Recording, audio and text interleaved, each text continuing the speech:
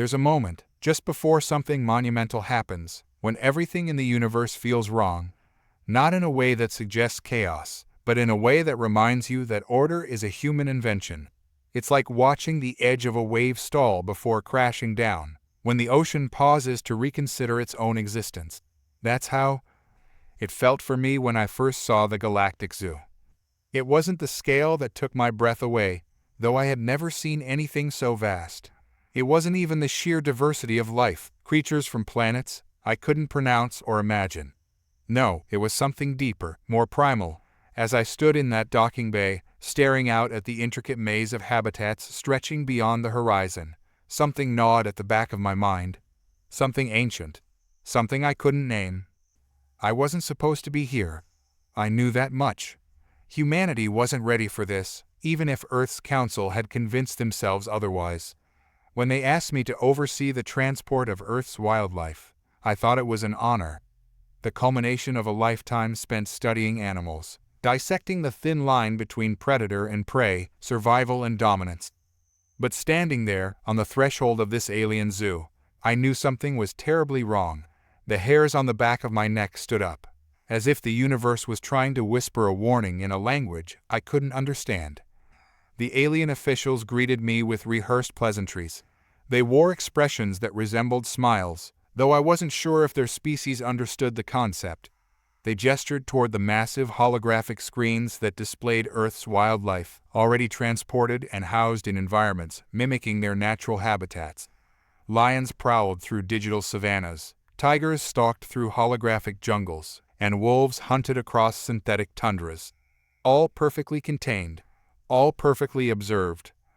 "Your species," one of them said, its voice too calm, too measured, "has an unusual fascination with predators." I didn't respond.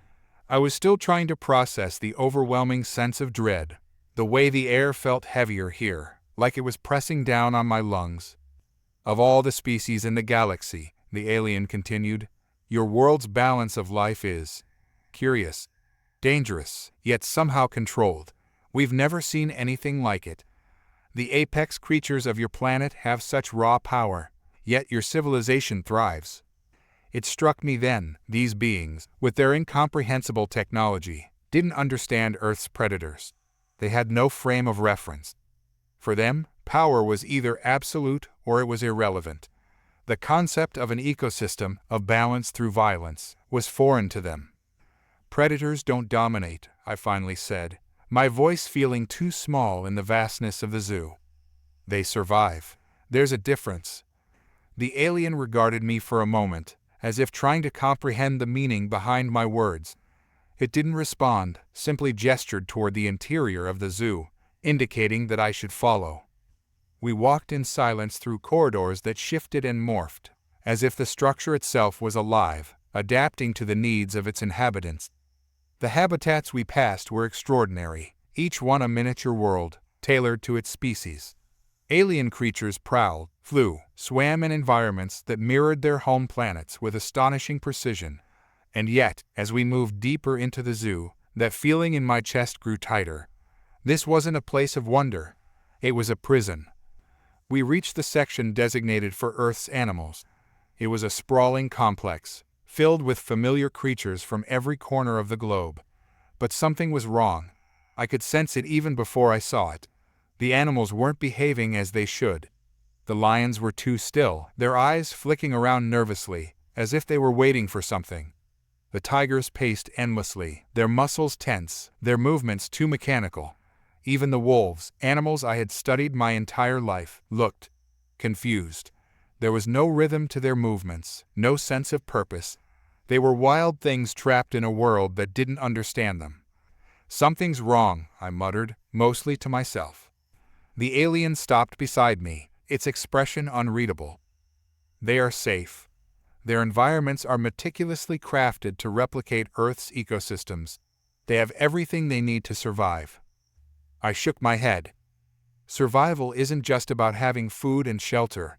It's about the hunt, the chase, the fear. These creatures don't just live in their environment. They are part of it. Take that away, and they become hollow.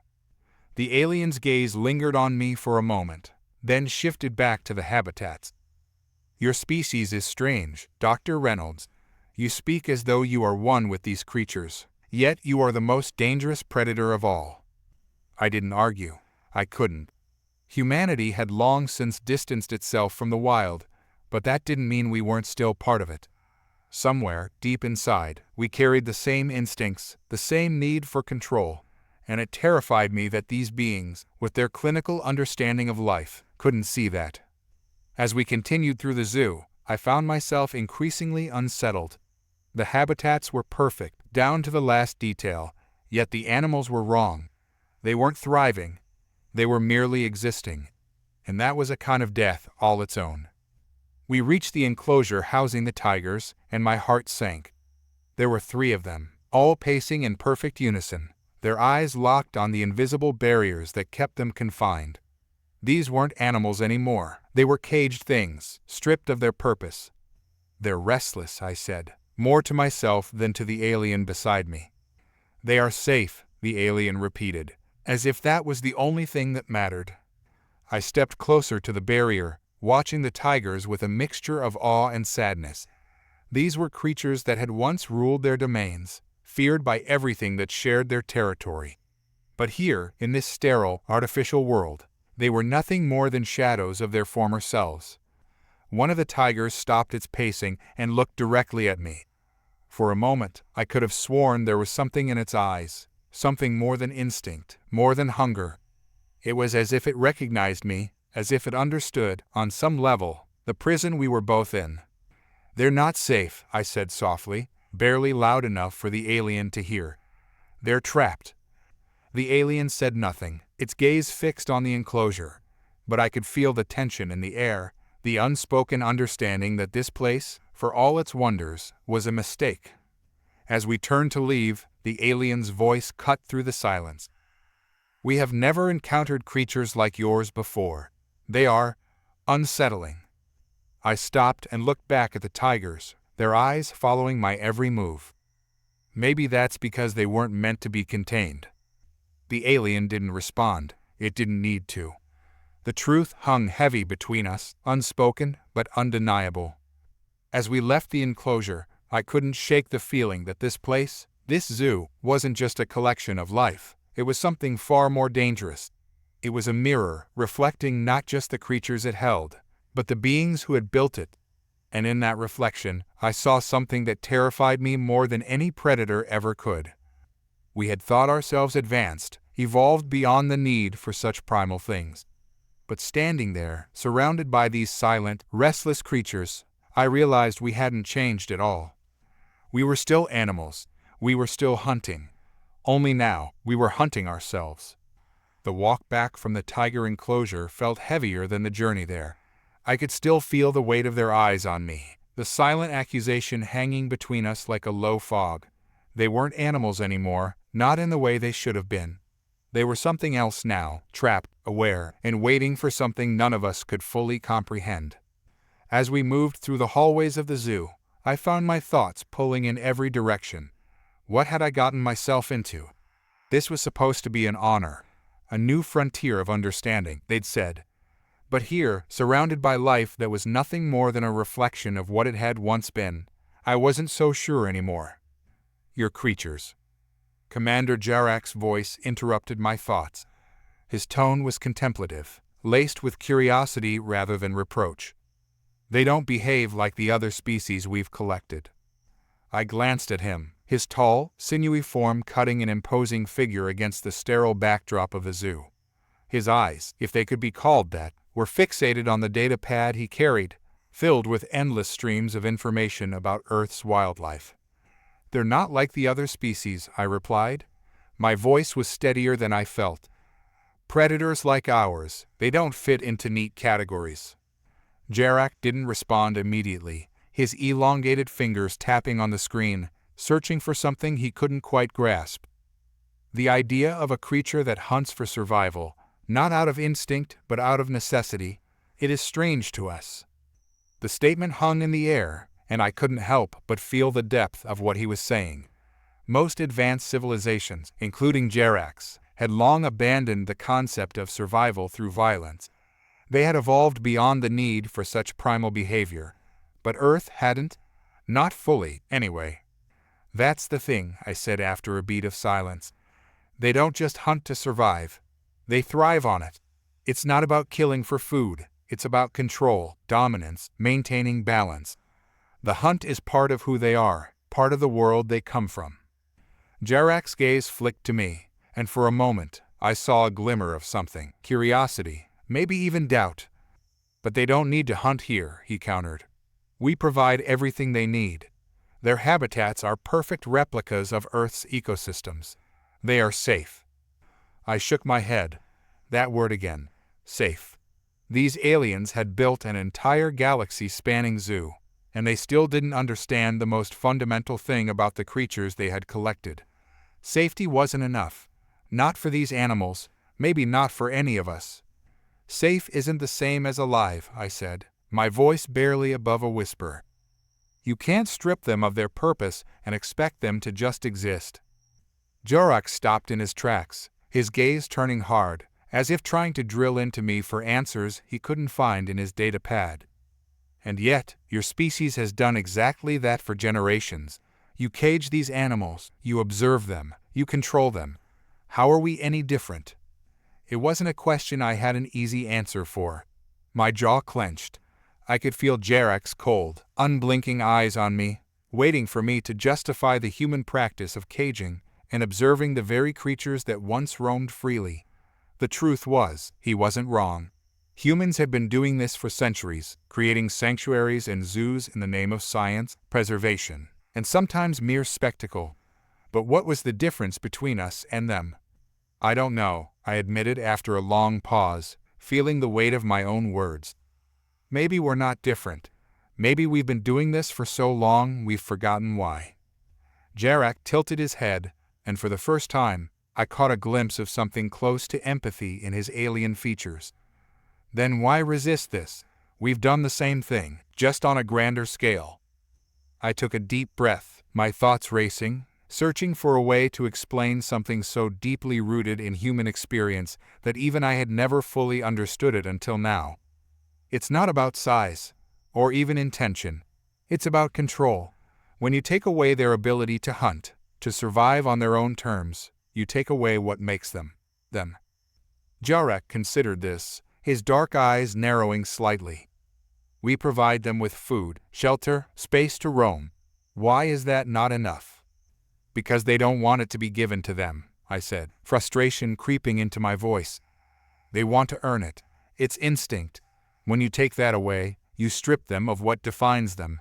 They don't see this place as a sanctuary or a home. It's a cage. A pretty one, but still a cage. Jarak didn't respond immediately. Instead, he turned and continued walking down the wide corridor, and I followed, the quiet of the zoo surrounding us. The further we walked, the more I noticed the small, almost invisible signs of containment. The holographic trees and rocks, so perfect that they almost felt real, but lacking the messiness of true nature. The scent of the air, too clean, too sterile. Even the sound of distant water, more a simulation than the real thing. And then there were the animals. I could feel them, even when I couldn't see them. Watching us, listening.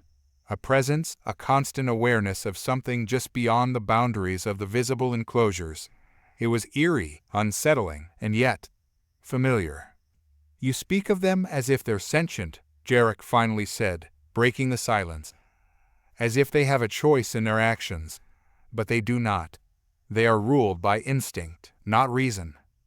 I stopped, turning to face him. Instinct is a kind of intelligence, I said slowly. One we've forgotten to respect. It's what keeps them alive in the wild. It's what makes them dangerous. Jarak frowned. Dangerous? Yeah, I said, my heart pounding in my chest. You don't understand what you've brought here. You see predators as relics of a time before civilization. But they're more than that. They're the embodiment of something deeper, something primal that we as a species haven't fully shaken off. It's what makes them unpredictable, and that's why they scare you. Jarak's frown deepened. We do not fear them. No, I challenged. Then why all the extra containment protocols? Why all the surveillance? Why does your tech team scramble to patch up the smallest security gaps every time one of the big cats so much as twitches wrong? For a moment, I thought I'd gone too far, but then Jarak's expression softened. He wasn't angry, he was intrigued. Perhaps we have underestimated your creatures, but tell me, Max, why do you fear them? I hadn't expected the question. It caught me off guard. I opened my mouth to respond but hesitated. Did I fear them? Or was it something else? They remind us of what we could have been, I said quietly. Of what we still might be. There's something about them, the way they move, the way they think, that's just close enough to human. It's like looking into a mirror and seeing something raw, something unrefined, a part of us that we've tried to bury under centuries of civilization. Jarak's eyes flashed, and I could tell he was processing my words. So, you believe these predators represent your true nature, the nature you've suppressed? I nodded, feeling a knot form in my stomach. In a way, yeah, they're a reminder that no matter how advanced we get, there's always going to be a part of us that's still wild, still capable of violence, of hunting, of surviving at all costs. The alien overseer fell silent, the low hum of the zoo's life support systems filling the void. We continued walking, but I could tell something had shifted in Jarak's perspective. He wasn't just observing me anymore, he was listening. As we rounded a corner, the large, imposing gates to the next enclosure came into view. Jarak stopped and gestured toward them. This is the habitat for the lions, he said. Perhaps you would like to see them as well. I hesitated. After what I'd just experienced with the tigers, I wasn't sure I was ready for another encounter with Earth's apex predators. But something inside me, some morbid curiosity, or maybe a sense of duty, compelled me to agree. The gates slid open with a soft hiss, and we stepped into a massive enclosure, a perfect recreation of the African savanna. The holographic sky above us shifted between shades of orange and deep blue, simulating the setting sun. The grasses swayed gently in an artificial breeze, and in the distance I could make out the silhouettes of lions lounging near a rock formation. They don't look dangerous, Jarak said, his voice tinged with disbelief. I didn't respond. Instead, I watched them closely. Even from this distance, I could feel the power radiating off them. They weren't just animals, they were kings. They didn't have to move to assert their dominance. It was in every breath they took, every slow, deliberate movement of their massive bodies. One of the lions, a large male with a thick mane, lifted his head and locked eyes with me. For a moment, I felt something I couldn't quite put into words. It wasn't fear, exactly. It was more like recognition, like he saw something in me that I wasn't ready to face. They are beautiful, aren't they? Jarak's voice cut through the tension. Yeah, I murmured. Beautiful and deadly. Jarak's eyes flickered. Do you think we've made a mistake, Max? I wasn't sure how to answer. I looked back at the lion, who had returned to his resting position, but the feeling lingered. I think, I said slowly, that you've underestimated what it means to be alive. These animals, they don't want to be safe. They want to be free. And when you take that away from them, you get something unpredictable, something you can't control. Jarak didn't reply, but the silence that followed was heavy with understanding. For the first time, I felt like we were on the same page, that maybe, just maybe, this alien overseer was beginning to grasp what I'd been trying to say all along. As we stood there in the simulated savanna, surrounded by creatures that didn't belong here, I couldn't shake the feeling that something was brewing. Something bigger than just a few animals in a galactic zoo. The predators of Earth were more than just relics of a primal past. They were a reminder of a truth we'd forgotten. A truth that might just come back to haunt us all. The lights flickered, briefly casting everything in the control room into a strobe-like disarray. Max Reynolds noticed it immediately, his eyes catching the way the holographic displays glitched, just for a second, before returning to normal. He glanced over at the alien technician on the opposite side of the room. The small, insect-like creature was tapping frantically at the screen, its segmented limbs working with methodical precision. "What's going on?" Max asked, his voice calm but firm. He had learned over time not to panic at the first sign of trouble. But his instincts were already on high alert. Something was wrong, though he couldn't yet tell what. "Minor disturbance," the technician chirped without looking up. "The system will recalibrate shortly." Minor. The word stuck in Max's mind, replaying itself as he stood up and moved toward the large observation window overlooking the Earth enclosures. Below, the tigers were pacing, their movements slow and deliberate, like liquid muscle coiling and uncoiling with each step. Their eyes glowed faintly under the artificial lights of the zoo, yellow orbs scanning the perimeter of their enclosure. Something was agitating them too. "Max," Jarek's voice came from behind, a cool presence in the increasingly tense room. Max turned to see the commander stepping in, his dark gaze flickering toward the glitching displays. "I've been monitoring some irregularities in the containment systems." Max felt a knot tighten in his stomach. "Irregularities?" Jarek stepped forward, pulling up a screen filled with scrolling data. Numbers and symbols Max barely understood flashed by, but what he did catch was enough to send a shiver down his spine. Containment thresholds were fluctuating. Energy barriers that formed the invisible walls of the animal habitats were not holding steady. "Is this part of the recalibration?" Max asked, more out of hope than expectation. "No," Jarek said, his voice low, almost thoughtful. "This is something else." As he spoke, the lights dimmed again, longer this time. The hum of the containment fields grew softer, barely audible now. The technician at the far end of the room froze, its limbs motionless for the first time since Max had entered. Then, the silence shattered.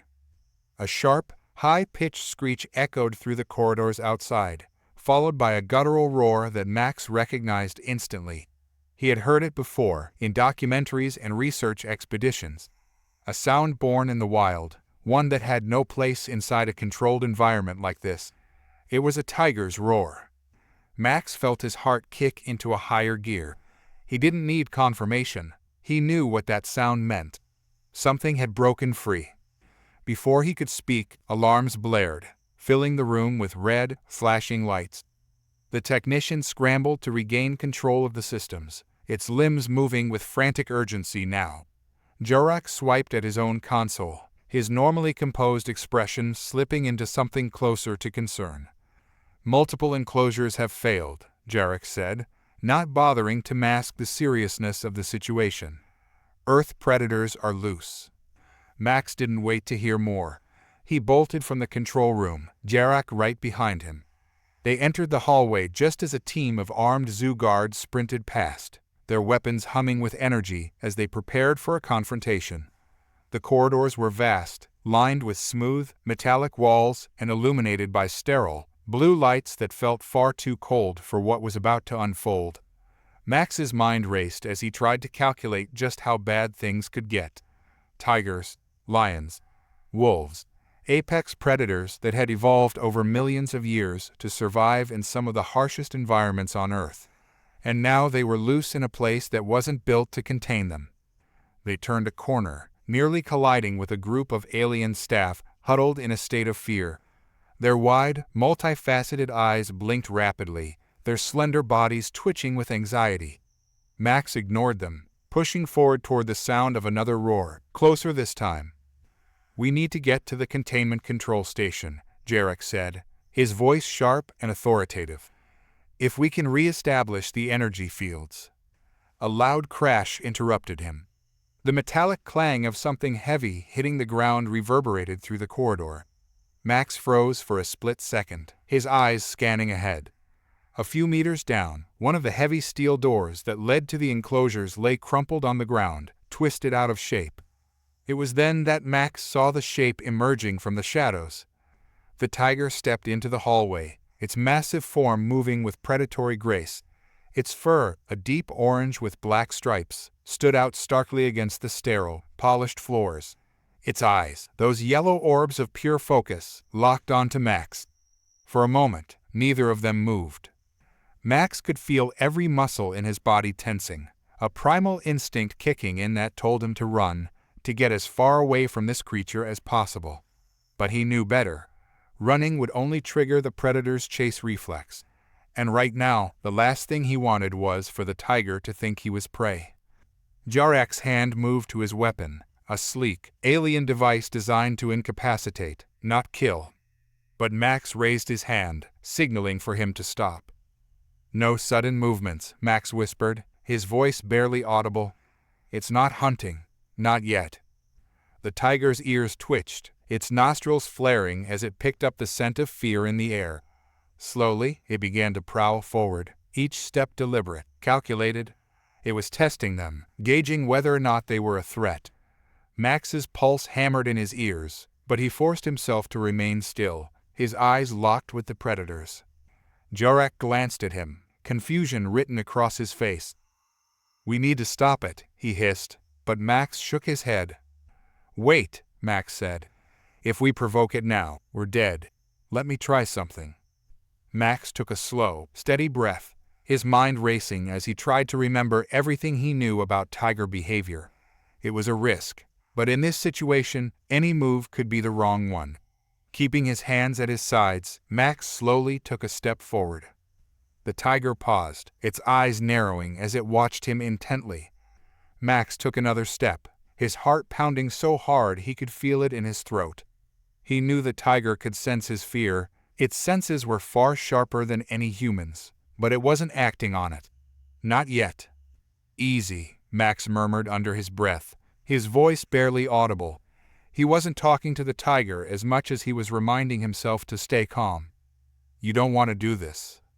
The tiger's ears flattened slightly, and for a moment, Max thought he'd made a mistake. But then, to his relief, the tiger stopped advancing. It stood there, watching him, as if waiting for something. Jarek tensed beside him, ready to act, but Max raised his hand again. "Stay still," he whispered. For a few agonizing seconds, the hallway was deathly silent, save for the quiet breathing of the tiger. Max held his ground, forcing himself to maintain eye contact with the animal. He could see the intelligence in its gaze, the same sharp focus he had seen when studying these creatures back on Earth. It wasn't acting out of blind aggression. It was calculating, assessing the situation. The tension in the air was suffocating. Max knew that one wrong move could set off a chain reaction that would end with them torn to shreds. But the tiger wasn't attacking. It was giving them a chance. And then, as suddenly as it had appeared, the tiger turned away. It padded off down the hallway, its massive paws silent against the metallic floor. Max exhaled, feeling the tension in his muscles slowly release. "We need to get these systems back online," Max said, his voice low and urgent, "before more of them get out." Jarek nodded, his hand still hovering near his weapon. "We're heading for the control station now. Let's move." They continued down the corridor, their pace quick but cautious. The zoo was in chaos now, the sounds of distant roars and screeches echoing through the halls. Max's mind was racing as he tried to piece together what had caused the containment systems to fail.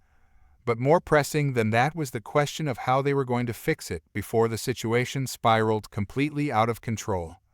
As they neared the control station, a loud crash echoed from up ahead, followed by the unmistakable sound of something heavy being dragged across the floor. Max and Jarek exchanged a glance, both of them knowing what they were about to encounter. They rounded the corner, and there, in the middle of the hallway, stood another predator, a lion this time. Its massive frame blocked the path, its mane wild and disheveled, as if it had just fought its way out of its enclosure. The lion's golden eyes locked onto them, and it let out a low, rumbling growl. Max swallowed hard, his pulse quickening again. This was bad, very bad. They were trapped between the lion and the control station, with no way around. "We don't have time for this," Jarek muttered, his hand on his weapon. Max's mind raced. The lion was bigger, more powerful than the tiger, and they couldn't afford to get caught in a fight. But as he studied the animal, he noticed something different from the tiger's approach. The lion wasn't advancing. It was holding its ground, almost as if it was guarding something. Max's eyes flickered to the side, and that's when he saw it, a small panel embedded in the wall, just behind the lion. It was damaged, sparking slightly, and Max realized that this was the cause of the containment failure. The lion had likely broken out when the system had malfunctioned. "We need to fix that panel," Max said, his voice tight. Jarek frowned. "And how do you propose we get past that?" He nodded toward the lion, which was still watching them with predatory focus. Max didn't have an answer for that.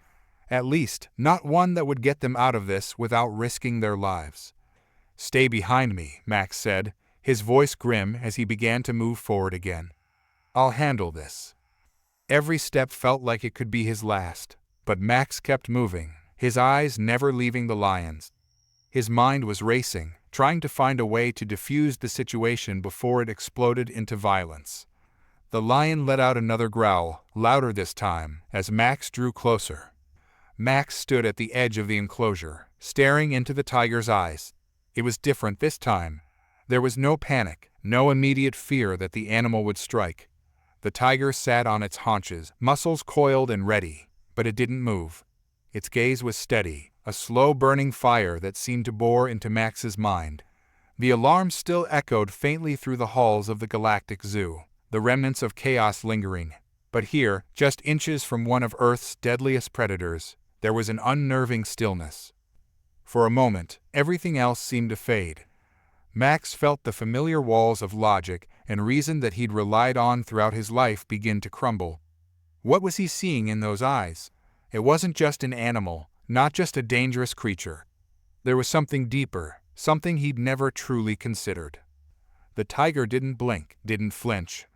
Max slowly crouched down, trying to meet its gaze at eye level.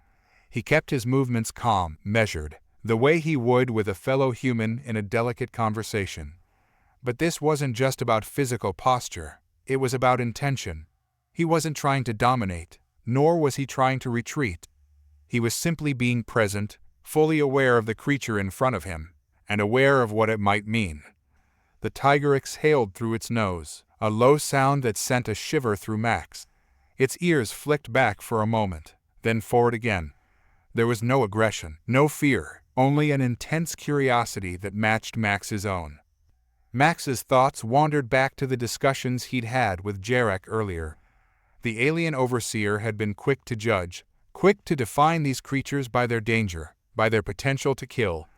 But now, as Max stared into the tiger's unblinking eyes, he realized just how limited that perspective was. There was more here, something ancient, something primal, but not in the way Jarek or the other zookeepers had assumed. "You're not just a beast, are you?" Max murmured, almost to himself.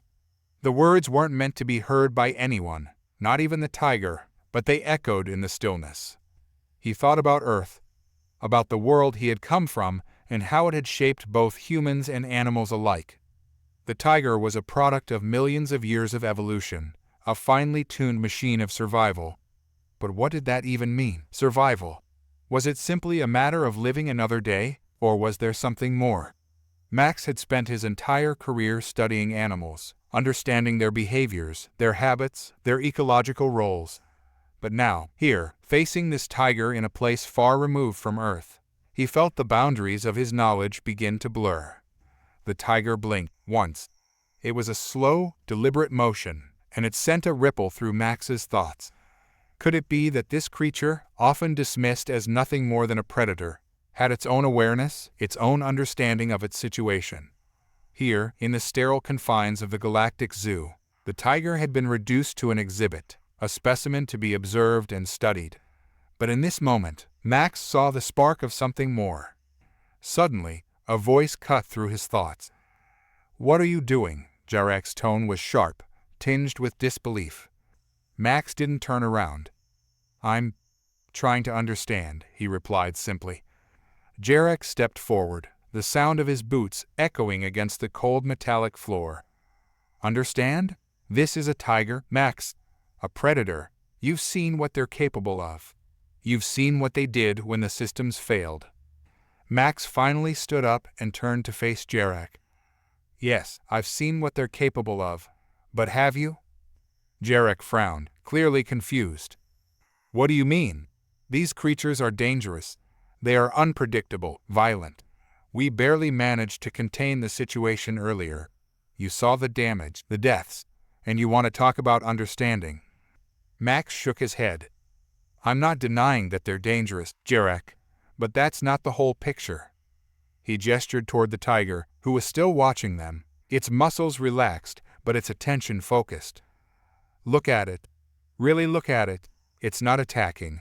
It's not lashing out. It's assessing us, just like we're assessing it. Jarak's expression didn't change. I don't need to assess it. I know what it is. I've seen predators before, and they all operate on the same instincts. It's kill or be killed. That's what creatures like this are. Max stared at him for a long moment, weighing his words carefully. You're wrong. This isn't just about instincts. This tiger isn't just a mindless killer. It's something more. There's intelligence behind those eyes. Maybe not the kind we're used to. Maybe not the kind we value, but it's there. Jarak's eyes narrowed. You're letting sentiment cloud your judgment. These animals aren't like us. They don't think. They don't reason. They survive, that's all. Max sighed, turning back to the tiger. And how are we any different? We like to think we've evolved beyond that we're superior because we build cities and create technology. But at the end of the day, we're still driven by the same basic need to survive. The only difference is that we've convinced ourselves that we're in control. Jarak crossed his arms, his stance rigid. Control is what keeps us safe. Control is what allows civilizations to thrive. Max shook his head. Control is an illusion. Look around you, Jarak. The systems failed. Your zoo, your perfect containment, all of it failed. And now we're face to face with the very creatures you thought you could control. But you can't. Not really. Jarak's gaze hardened. So what are you suggesting? That we just let them roam free? Let chaos reign? Max was silent for a moment, his thoughts swirling. No, that's not what I'm saying. But maybe we need to rethink our relationship with these animals. Maybe we need to stop trying to dominate them and start trying to understand them. Jarak's laugh was sharp, almost bitter. Understand them. Max, these creatures are not sentient. They don't have higher reasoning. They don't have societies or technology or... Maybe that's exactly why we need to understand them, Max interrupted, his voice firm. Because they live in a world we've forgotten. A world where survival isn't about control or power, but about balance. About being in tune with your environment, with your instincts. Jarak's expression remained skeptical, but Max could see the flicker of doubt in his eyes. He knew he wasn't going to convince Jarak in a single conversation, but that didn't matter. What mattered was that he had started to see things differently, and maybe, just maybe, Jarak would too. Max turned back to the tiger, who was still sitting calmly, watching them with those same unblinking eyes. He felt a strange sense of connection, a bond that transcended the boundaries of species or intelligence. The tiger wasn't just a predator. It was a being, like him, caught in a world it didn't fully understand, trying to make sense of its place in it. Come on, Max said quietly. We've got work to do. Jarak followed, though Max could sense the tension in his every step. They made their way down the hall, leaving the tiger behind, but Max couldn't shake the feeling that something fundamental had shifted, not just in him, but in the entire way he saw the world. As they walked, Max's mind wandered back to the question that had been haunting him since the containment breach. What was freedom, really? Was it just the absence of cages, the ability to move wherever you wanted? Or was it something deeper, something that couldn't be confined by walls or bars? Here, in the Galactic Zoo, everything was controlled. The environment, the animals, even the humans who worked there were part of a carefully regulated system. But was that really freedom? Or was it just another kind of cage, one where the bars were invisible, but just as restricting? The tiger had looked at him with an intensity that Max couldn't shake. It was as if, in that moment, they had shared something. Not just a glance, but an understanding. The tiger was trapped, just like him.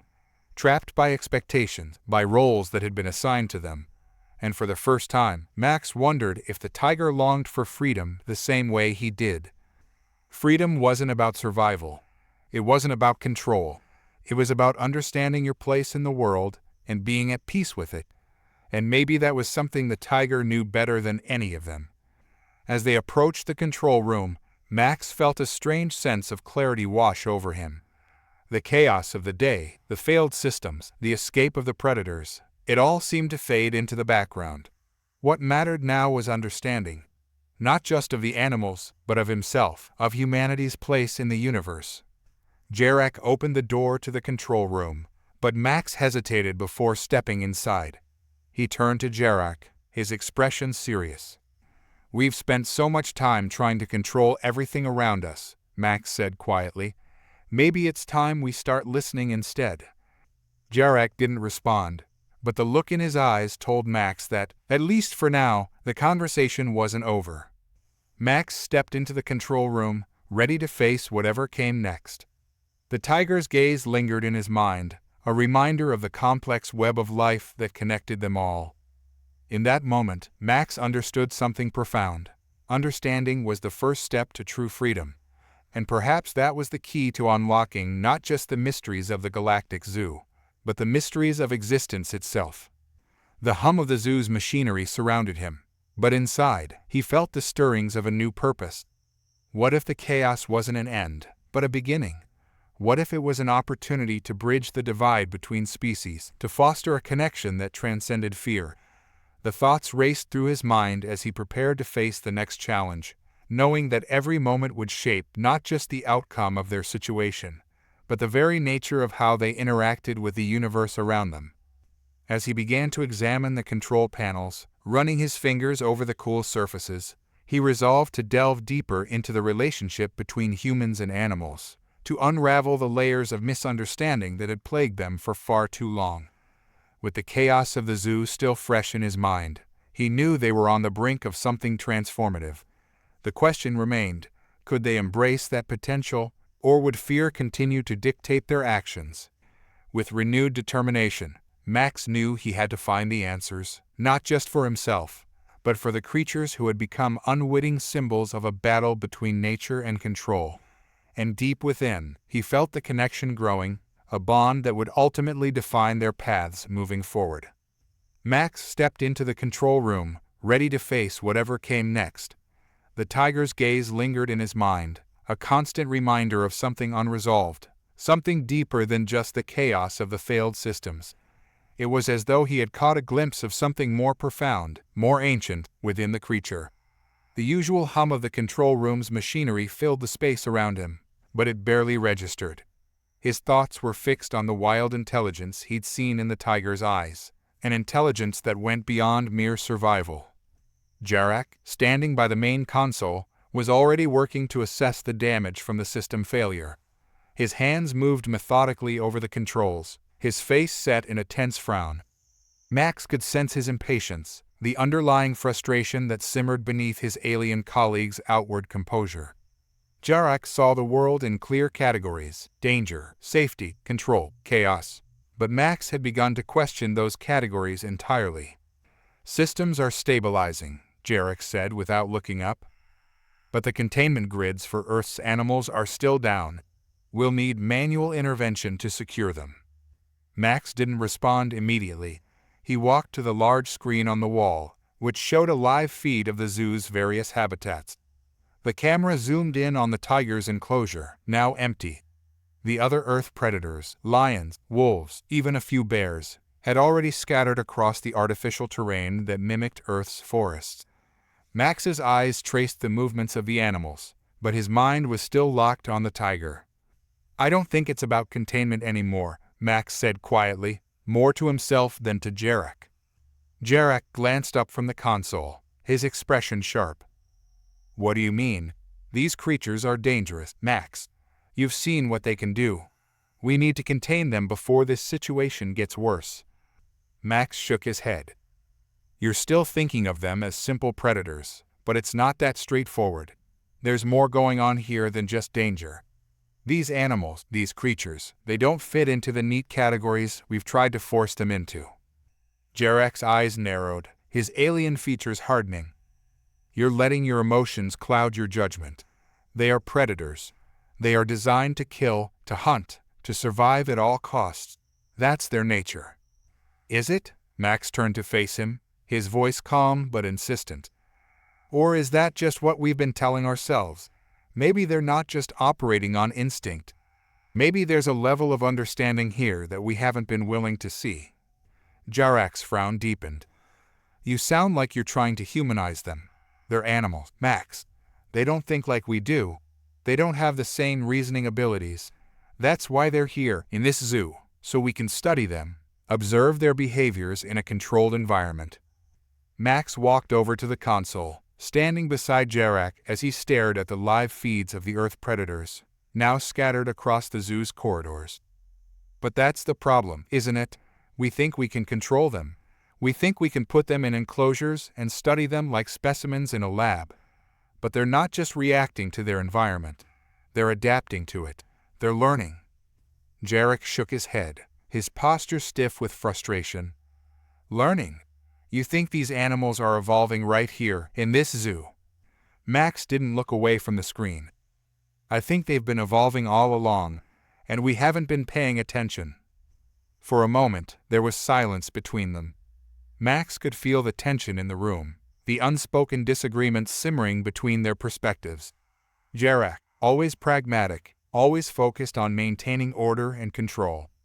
Max, now questioning everything he had once believed about the animals he had studied for so long. Look, Max said finally, I'm not saying we should just let them loose, but maybe we need to stop thinking of them as just dangerous predators.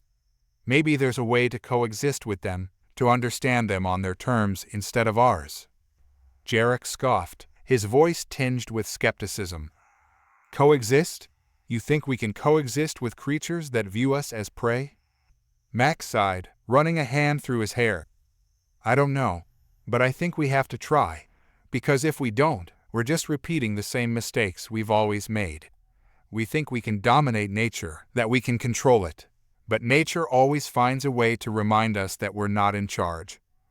Jarak turned away from the console, his gaze hardening. This is reckless. We can't afford to lose control of this situation, Max. If we don't act quickly, more lives could be at risk. Max nodded, acknowledging the truth in Jarak's words. The danger was real, and the situation was precarious. But deep down, Max couldn't shake the feeling that there was something more at stake here than just containment and control.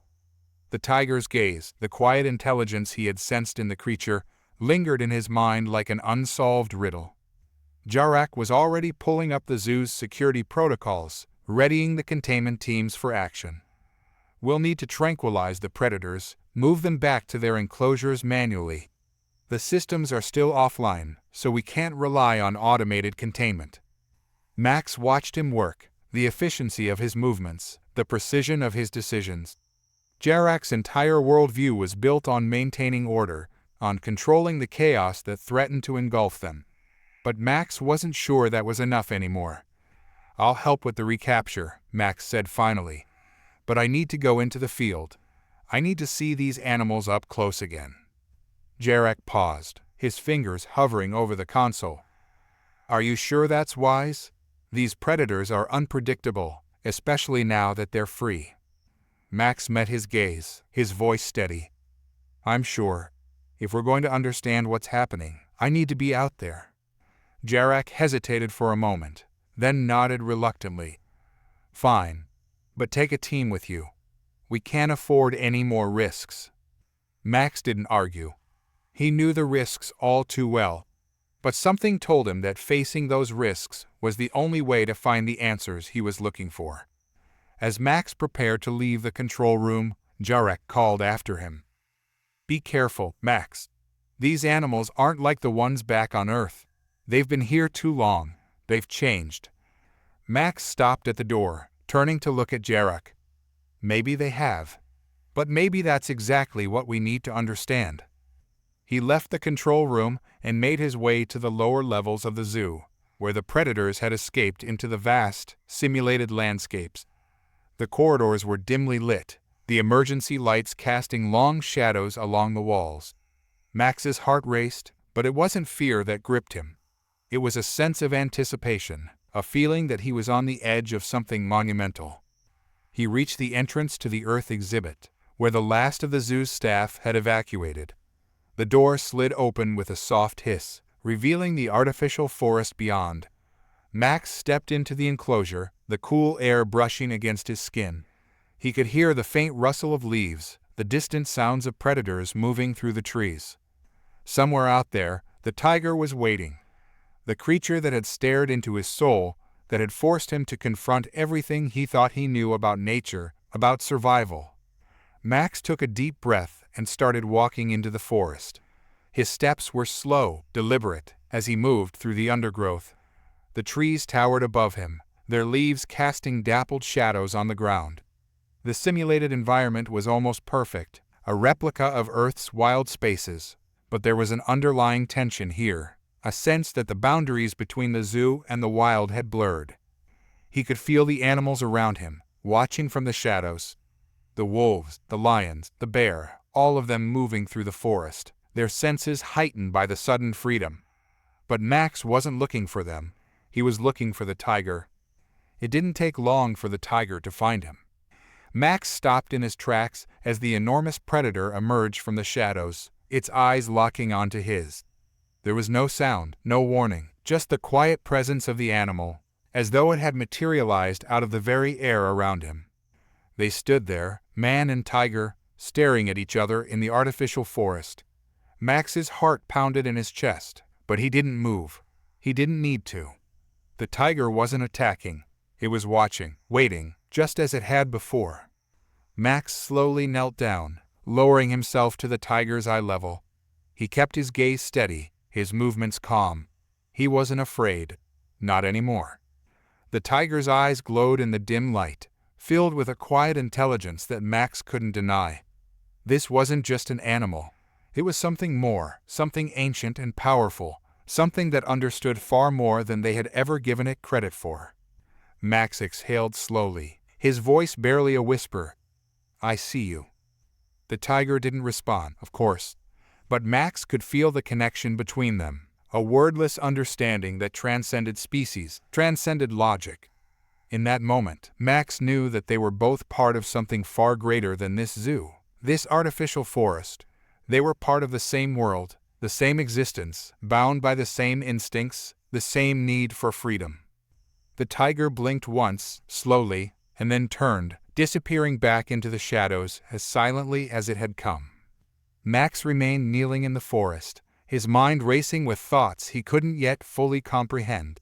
He had come face to face with a predator, and in doing so, he had glimpsed a truth that eluded even the most advanced civilizations. True understanding couldn't be forced. It couldn't be contained in a zoo or studied from a distance. It had to be lived, experienced, felt deep in the core of one's being. Max stood up, his resolve stronger than ever. Max's eyes scanned the screen in front of him, barely registering the graphs and data points flashing across the interface. His thoughts were elsewhere, lost in the lingering memory of his encounter with the tiger. He had returned from the forest enclosure, but the experience was far from over. There was a tension gnawing at the edges of his mind, an unanswered question that had been clawing its way to the surface since the moment he looked into the animal's eyes. The usual procedures of the Galactic Zoo seemed trivial now. He sat in the research lab, surrounded by sterile alien technology, tools designed to catalog, analyze, and contain the creatures they housed. But something fundamental had shifted within him. Max leaned forward, resting his elbows on the desk, the quiet hum of the lab's equipment blending into the background. His gaze landed on the small device sitting in front of him. The Neural Sync module, the pinnacle of the zoo's research capabilities. This device allowed for direct, albeit brief, neural connections between different species. Max had used it hundreds of times before, syncing with lesser creatures to study their instincts, their reflexes, and their evolutionary drives. But now, something felt different. This wasn't just another research tool.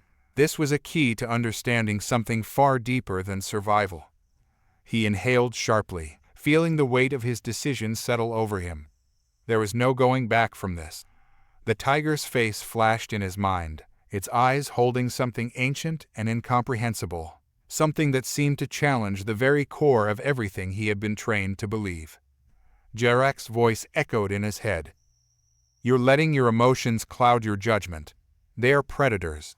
They are designed to kill." But was that really true? Or was it just easier to believe? Max's fingers hovered over the neural sync module, his mind already made up. He wasn't content with surface-level data, with viewing the tiger through the lens of graphs and genetic codes. He needed to feel what the tiger felt, to see the world through its eyes, if only for a moment. The device clicked into place as he activated the interface, connecting it to the tiger's neural frequency. Max's heart raced, not with fear, but with anticipation. There were limits to the module's capabilities, safety protocols that prevented a full, prolonged connection. But he didn't need long, just a glimpse, just enough to confirm what he already suspected. The room seemed to fade as the neural link engaged, a rush of sensory overload hitting him like a wave. For a brief moment, everything was fragmented, sights, sounds, smells all colliding in his mind. And then, the world snapped into focus. Max was no longer in the sterile lab. He was in the tiger's world. The first thing he noticed was the smell. It was rich, layered, a complex tapestry of scents that told the story of the environment. The air was thick with the scent of earth, of prey animals hidden in the undergrowth, of moisture in the air. Every inhale was information, a map of the landscape. His vision was different too, sharper, more attuned to movement and contrast. The colors were muted, but the world pulsed with life. Every twitch of grass, every rustle of leaves was a signal, a message from the environment, and the tiger's mind processed it all with an efficiency that startled Max. There was no hesitation, no second guessing. Every sensory input was analyzed, understood, and acted upon in a seamless flow of instinct and intelligence. But it wasn't just instinct. That much was clear now. Max could feel the undercurrent of thought, the tiger's awareness of its surroundings, not just as a hunting ground, but as something more. It was aware of its own place within the ecosystem, of its role as both predator and protector. There was a sense of purpose, of identity, that ran far deeper than mere survival. As the tiger moved through the forest, Max could feel the power of its muscles, the fluid grace of its movements. Every step was measured, deliberate, a product of millions of years of evolution. But more than that, there was a consciousness driving those movements, a mind that understood the importance of timing, of patience, of knowing when to strike and when to hold back. Max's heart pounded in his chest, not from fear, but from the sheer intensity of the experience. This was intelligence, raw, untamed intelligence that didn't fit neatly into the categories the zoo had created. It was different from human intelligence, but no less profound. And then, just as suddenly as it had begun, the connection broke. Max gasped, his body jerking back as the neural sync module powered down, the safety protocols kicking in.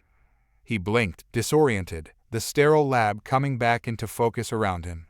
But the experience lingered in his mind, as vivid as if it had happened seconds ago.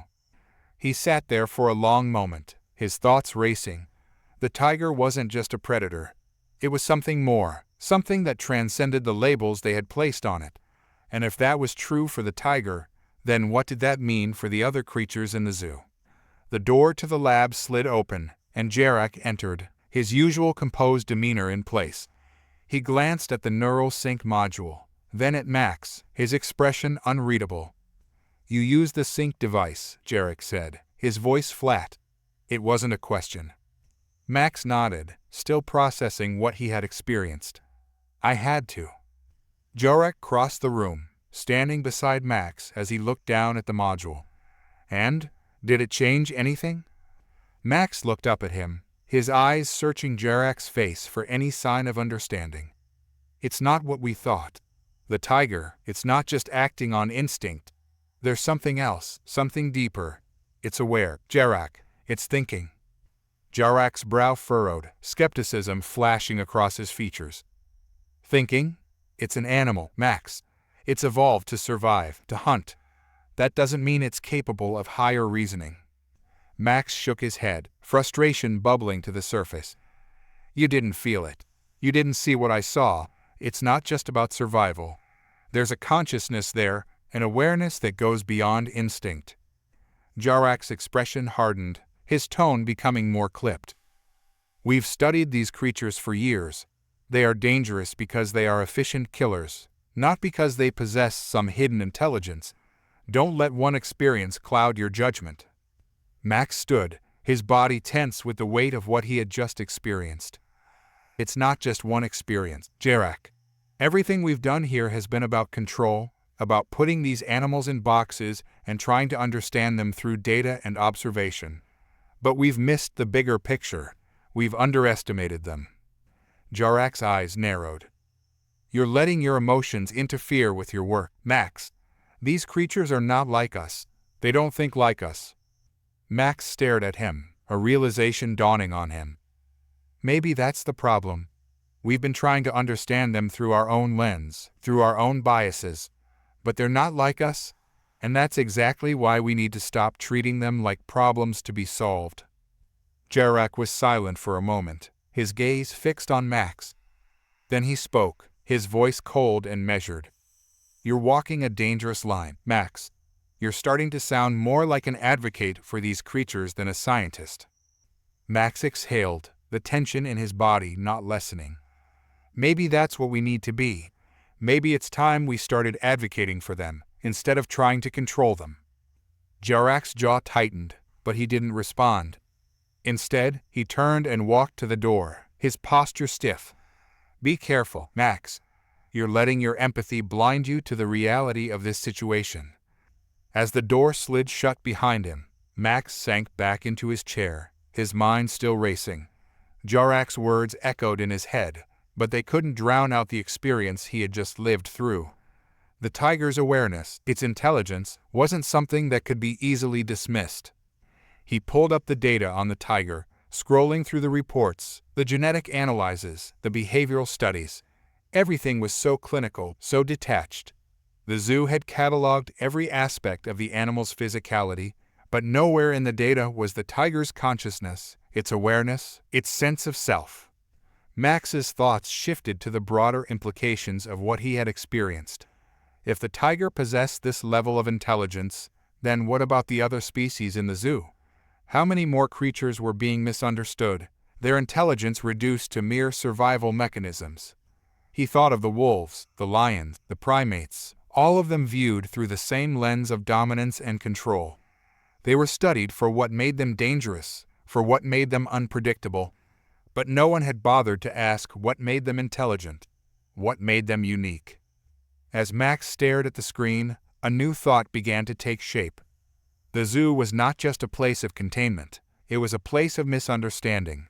They had been so focused on cataloging and controlling these creatures that they had missed the most important part of all, their minds. Max's hand hovered over the console, his thoughts racing. He needed to dig deeper. He needed to understand not just the tiger, but all of them. He needed to learn how intelligence worked in species that didn't fit the human mold. But even as the thought solidified in his mind, a new question arose. Was it ethical? Was it right to force these connections, to dive into the minds of these creatures just to satisfy his own curiosity? Max exhaled, the weight of the decision heavy on his shoulders. There was a fine line between understanding and exploitation, and he was dangerously close to crossing it. But the tiger's eyes stayed with him, a reminder that sometimes the most important truths were the ones that challenged everything you thought you knew. In that moment, Max realized that this was no longer just about research. This was about changing the way they understood life itself. Max stood at the edge of the zoo's observation deck, looking out over the enclosures that now felt more like prison cells than habitats. The sprawling greenery, simulated to mimic Earth's most remote ecosystems, seemed hollow under the sterile light of the zoo's artificial suns. His mind was a whirl of conflicting thoughts. But one thing was certain, the animals weren't safe anymore. The Galactic Zoo's curators had made that painfully clear. He felt the weight of the recent discussions pulling at him, leaving him with an uneasy heaviness. Hours ago, the overseers had convened to review the situation after the breakout. Earth's predators, they claimed, were a risk too great to ignore. The tiger had become a symbol, not just of Earth's wild nature, but of unpredictability and danger.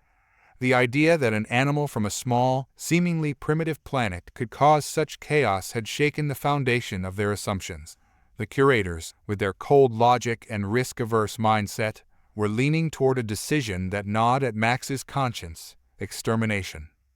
Max's hands gripped the railing as he replayed the meeting in his head. He had argued, reasoned, nearly begged the overseers to reconsider, but his words had felt like stones sinking into the void. The Galactic Zoo was a place built on control, on the belief that the unknown could be contained, cataloged, and neutralized. But Earth's creatures defied those expectations. They were not predictable, not compliant, and that, to the overseers, was intolerable.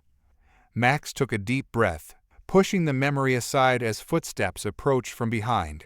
He didn't need to turn around to know it was Commander Jarak. The subtle weight of his presence had become unmistakable to Max in the past weeks. Jarak's rigid posture and calculating eyes were always a reminder of the divide between them, one that seemed to widen with every passing day. "You still believe there's another way?" Jarak's voice was calm, but there was a sharpness to it, a subtle challenge. Max turned to face him, his frustration bubbling to the surface. "They're not a threat, Jarak. They're animals. We brought them here, out of their world, into this place. We created the conditions for this to happen." Jarak folded his arms, his eyes scanning the enclosures below. "And what do you propose we do? Wait for the next breakout. Let them roam free until they kill someone." The overseers made their decision for the safety of the zoo and the creatures it houses. "The safety of the zoo?" Max's voice rose, disbelief creeping into his tone. "These animals didn't ask to be here. They're acting on instinct, trying to survive in an environment that's completely alien to them. We're the ones who didn't understand. We miscalculated." Jarak's gaze shifted to meet Max's, his expression unyielding. "They are dangerous. That's all that matters." Max took a step closer, his fist clenched at his sides. "Dangerous? Or misunderstood? You can't reduce them to a single trait. You saw the intelligence in the tiger just as I did. There's more to them than what we've been willing to acknowledge." Jarak's face hardened, his patience wearing thin. "Intelligence doesn't change the fact that they pose a threat. The galaxy doesn't revolve around Earth's creatures, Max. We have responsibilities beyond this one species." Max shook his head, feeling a knot of frustration tightening in his chest. "It's not just about Earth's creatures, Jarak. It's about how we treat the unknown. We fear what we don't understand, and instead of trying to learn, we destroy. We're not better than the animals we claim to protect if that's how we operate." Jarak's eyes flashed with something unreadable, and for a moment there was a long silence between them, the hum of the zoo's systems the only sound. Then Jarak spoke, his voice quieter, but no less firm. "You think this is about fear?" Max hesitated, feeling the weight of the moment. "Isn't it? Fear of losing control. Fear of what might happen if we let something unexpected into our ordered world." Jarak's jaw tightened. It's easy to speak of empathy when you're not responsible for the lives of hundreds of species across the galaxy. The overseers don't act out of fear, they act out of necessity. You're romanticizing this, Max. Max's frustration flared again, but this time it was tempered by a deep, gnawing sense of guilt. He had begun to question his own role in all of this. Was he romanticizing the situation? Was his connection with a tiger clouding his judgment? He didn't know anymore. All he knew was that the overseers were about to make a decision that felt irreversibly wrong. "Jarak, think about what you're saying," Max began, his tone pleading now. "Are we really so arrogant that we think we can judge the worth of an entire species based on one incident? Earth's creatures are part of a complex ecosystem. They evolved over millions of years to survive in ways we can't fully comprehend. Yes, they're dangerous, but that doesn't mean they don't deserve a chance to live." Jarak's eyes softened, but only slightly. "And what about the creatures in this zoo? What about their right to live without the threat of these predators? If the Earth animals are truly as unpredictable as you claim, how do we justify keeping them here?" Max felt a surge of anger, but it was tempered by a deep sense of helplessness. We justify it by remembering that we're the ones who brought them here in the first place. We made them part of this system, and now we want to erase them because they don't fit into the mold we created. That's not responsibility, Jarak, that's cowardice. Jarak remained silent for a moment, his eyes distant. Max could see the internal struggle playing out behind his calm exterior, but he knew that Jarak wouldn't easily change his mind. Max stepped closer, his voice lowering as he spoke with conviction. You've been here longer than I have, Jarak. You've seen more species, more worlds than I can even imagine. But I refuse to believe that extermination is the only solution. There has to be another way, some way to keep them alive without risking the zoo's safety. Jarak's gaze met Max's, and for a moment, Max thought he saw a flicker of doubt cross the commander's face, but it was fleeting. You're asking me to go against the overseers, Jarak said, his voice measured. You're asking me to risk the stability of this entire operation because of one species. No, Max said quietly. I'm asking you to reconsider what stability even means. Is it worth sacrificing everything that doesn't fit into our narrow definition of safety? These creatures, this isn't just about them. It's about us. How we handle this will reflect what kind of civilization we really are. Jarak didn't respond immediately. Instead, he looked out over the enclosures again, his eyes scanning the landscape below. Max could see the conflict in his expression, but he knew that pushing further might only solidify Jarak's position. He needed to give him space, time to think. With a heavy sigh, Max turned to leave the observation deck.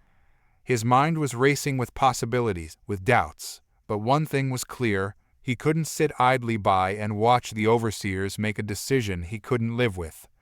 As he walked down the long corridor leading back to his quarters, the enormity of the situation pressed down on him. He had always believed in science, in reason, in the idea that understanding would lead to progress. But now he was faced with a stark reality that fear, cold, calculating fear, had the power to destroy everything they had built. Max entered his quarters and sank into the chair by the window, staring out at the distant stars. His thoughts drifted to the tiger, to the moment when their minds had briefly connected. In that instant, he had felt something more than just animal instinct. He had felt understanding, a shared recognition of struggle, of survival. But how could he convince the overseers to see what he had seen? How could he make them understand that Earth's creatures, despite their dangers, held a deeper value, a value that went beyond their ability to kill or be killed? Max rested his head in his hands, feeling the weight of the decision he would have to make. Could he truly stand by and let this happen? Or would he risk everything to save the creatures that had unknowingly become his responsibility? The line between fear and necessity blurred in his mind, and he wondered if he was any different from the overseers, after all. Max stood on the observation platform overlooking the alien enclosure. His eyes moved across the landscape, filled with a mixture of curiosity and unease.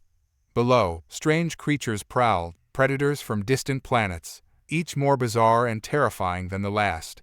These beings, some nearly double the size of Earth's predators, moved with a deadly grace, their unique evolutionary adaptations clear in every motion. He could see the ripple of muscle beneath leathery scales, the glint of sharpened claws, and the shimmer of translucent skin that seemed to disappear when the creatures moved into the shadows. The Galactic Zoo had brought Max here to showcase their most dangerous exhibits, hoping to prove a point. These animals, they claimed, were the true apex predators of the universe, each adapted to its environment in ways Earth's creatures couldn't possibly compete with. Yet, as Max watched them, he couldn't shake the feeling that the zoo's perspective was missing something essential. One creature, in particular, caught his eye. It was a massive, quadrupedal beast with 6 eyes arranged in a semicircle around its head. Its scales shimmered in hues of deep blue and silver, blending seamlessly with the rocky terrain of its simulated environment. When it moved, it did so with an almost unsettling precision, each step calculated and silent. But it wasn't the creature's appearance that captivated Max, it was the way it hunted. The beast was stalking a smaller animal, its prey unaware of the danger closing in. Max watched as the predator's muscles coiled, ready to strike, but it didn't attack immediately. Instead, it waited, studying its target, understanding its movements before making its move. There was an intelligence in its actions, a patience that reminded Max of the tiger back in the Earth enclosure. The same primal force of survival, honed over millennia, was at work here. Max turned to the curator standing beside him, an alien with elongated limbs and pale, glowing skin. The curator's voice was cold and clinical as it explained the creature's hunting methods, its biology, and its role in its native ecosystem. But Max was barely listening. His mind was elsewhere, turning over a thought that had been gnawing at him ever since the breakout. Perhaps Earth's predators weren't as unique as the zoo believed. Perhaps predation, this dance between life and death, was a fundamental force that shaped all living things. He looked back at the curator, interrupting its explanation. "Do you see it?" Max asked, his voice quiet but insistent. The curator tilted its head, puzzled. "See what?" "The similarities," Max continued, his eyes fixed on the predatory beast below. "Between this creature and the tiger. Between all predators, really. It's not just about their biology or their adaptations, it's something deeper." The curator's expression remained blank. "I do not understand your point. This creature is a product of its environment. Its adaptations are unique to its home world. Earth's predators are less evolved. Primitive."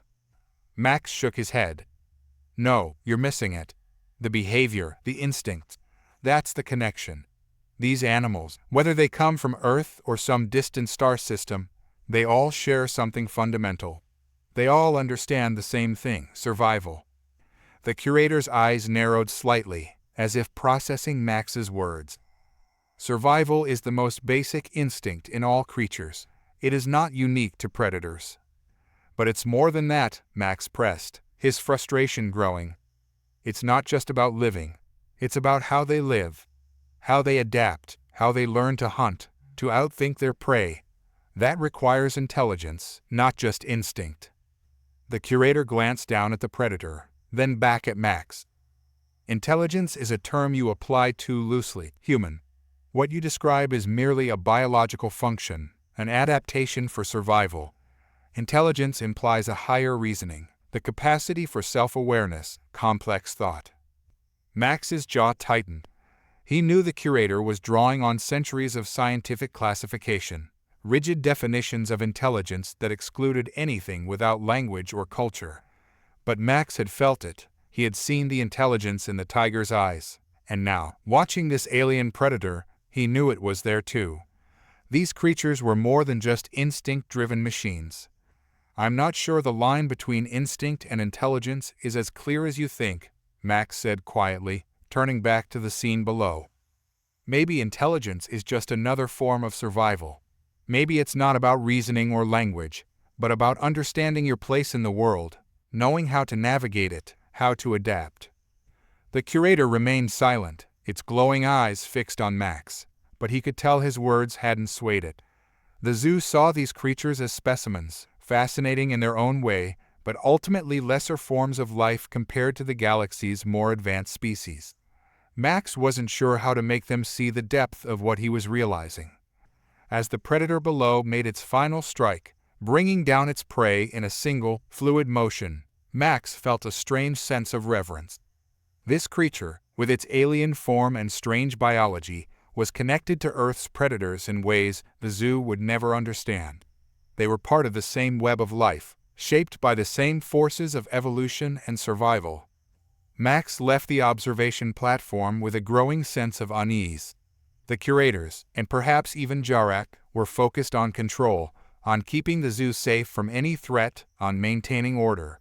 But the more Max learned about these predators, the more he questioned whether true understanding was even possible in a place like this. He wandered the corridors of the zoo, lost in thought, until he found himself back in the Earth section. The familiar sights and sounds of the animals there grounded him. The tiger was pacing its enclosure, its movements slow and deliberate. Max approached the transparent barrier, watching the creature with new eyes. For the first time, he saw the parallels between the tiger and the alien predator he had just observed. The tiger's strength, its patience, its ability to adapt to any situation. These weren't just traits of Earth's wildlife. They were universal, shared by all life that had been shaped by the need to survive. Max stood there for what felt like hours, contemplating the weight of this realization. If Earth's predators were not outliers, as the zoo believed, but part of a broader cosmic pattern, then what did that mean for how they were treated here? The overseers had labeled them as too dangerous, too unpredictable, but wasn't that the very essence of life itself? When Jarek finally found him, Max was still staring at the tiger, lost in thought. The commander's presence broke the silence, but Max didn't turn around. "Max," Jarek began, his tone measured, "the overseers have made their decision. The extermination order is final." Max closed his eyes, a wave of cold dread washing over him. He had known this was coming, but hearing it aloud made it real. He couldn't let this happen. He couldn't let fear and misunderstanding lead to the destruction of creatures that represented something so fundamental, so universal.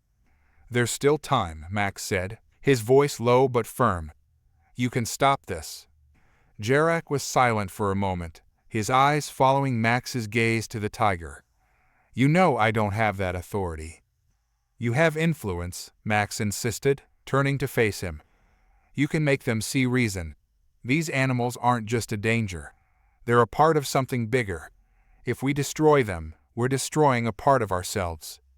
Jarek's expression was unreadable. "You've become too attached, Max. You're letting your emotions cloud your judgment." "Maybe," Max admitted, his voice quiet but unwavering. "But isn't that part of being human? Isn't empathy what separates us from the very thing you're so afraid of?" Jarek's gaze hardened, but Max could see the flicker of doubt in his eyes.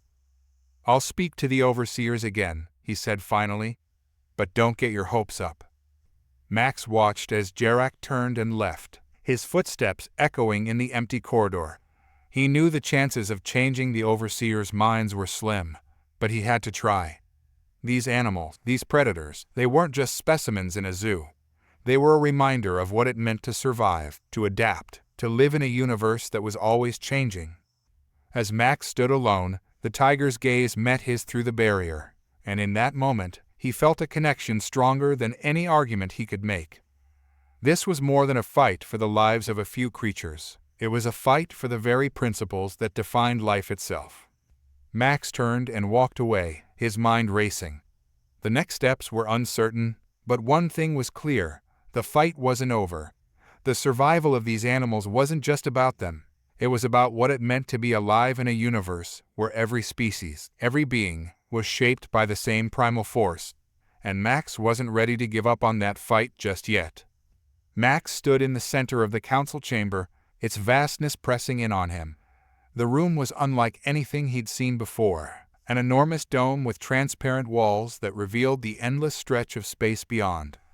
Dozens of alien species filled the seats around the edges, representatives from across the galaxy, each one more distinct than the last. Some were humanoid, while others defied any comparison to earthly creatures. Their expressions, or what passed for expressions, were unreadable to him. Yet he knew every single one of them would soon decide the fate of Earth's predators. Max had prepared for this moment, but standing here now, he felt a heaviness in his chest that he couldn't shake. He wasn't just defending the tigers, lions, and other animals. He was standing for the very idea of life as it existed on Earth, for creatures that had evolved over millions of years to become apex predators in their environment. If the council ruled against him, they wouldn't just be condemning the animals, they'd be erasing something fundamental about Earth itself. A voice broke through his thoughts. "Max Carter of Earth," the council speaker said, his voice echoing throughout the chamber. The speaker was an imposing figure, his pale blue skin shimmering under the soft lights that filled the dome. His eyes, large, lidless, and piercing, fixed on Max. "You have been called here to present your case. The council has heard concerns regarding the danger posed by your planet's predators. Their ability to escape confinement has caused disturbances. The question before us now is whether these creatures should be eliminated for the safety of the galaxy. Max felt the weight of those words, but he refused to let them break him. He took a deep breath, stepped forward, and began. "Members of the Council," he said, his voice steady but intense, "I stand here today not just as a zoologist, but as someone who has come to understand the true value of these creatures. The predators of Earth, tigers, lions, wolves, are not just dangerous animals. They are survivors, shaped by millions of years of evolution. They are part of a complex web of life that we still struggle to fully understand." The Council remained silent, their many eyes watching him, waiting for more. Max pushed on. "Yes, they escaped. Yes, they are dangerous. But danger alone cannot be the reason for their destruction. If we destroy everything we fear, then we lose something much more important than our safety. We lose the diversity, the richness of life that makes this universe what it is." The speaker raised a hand, signaling Max to pause. "We are aware of the complexity of life," he said, his voice measured. "But Earth's creatures pose a unique threat. Few species in our galaxy hunt with such efficiency, such ruthlessness. Even the most advanced predators from other worlds lack the same drive.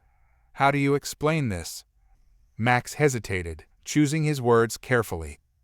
"Earth's predators are products of their environment, just like any other species. They evolved in ecosystems where survival wasn't guaranteed, where they had to outthink and outfight their prey. That drive you speak of, it's not ruthlessness, it's survival. It's intelligence honed over countless generations. It's the same drive that exists in every life form, whether they use claws or technology to survive." A murmur rippled through the Council. Max could see Jarak standing off to the side, arms crossed, watching intently.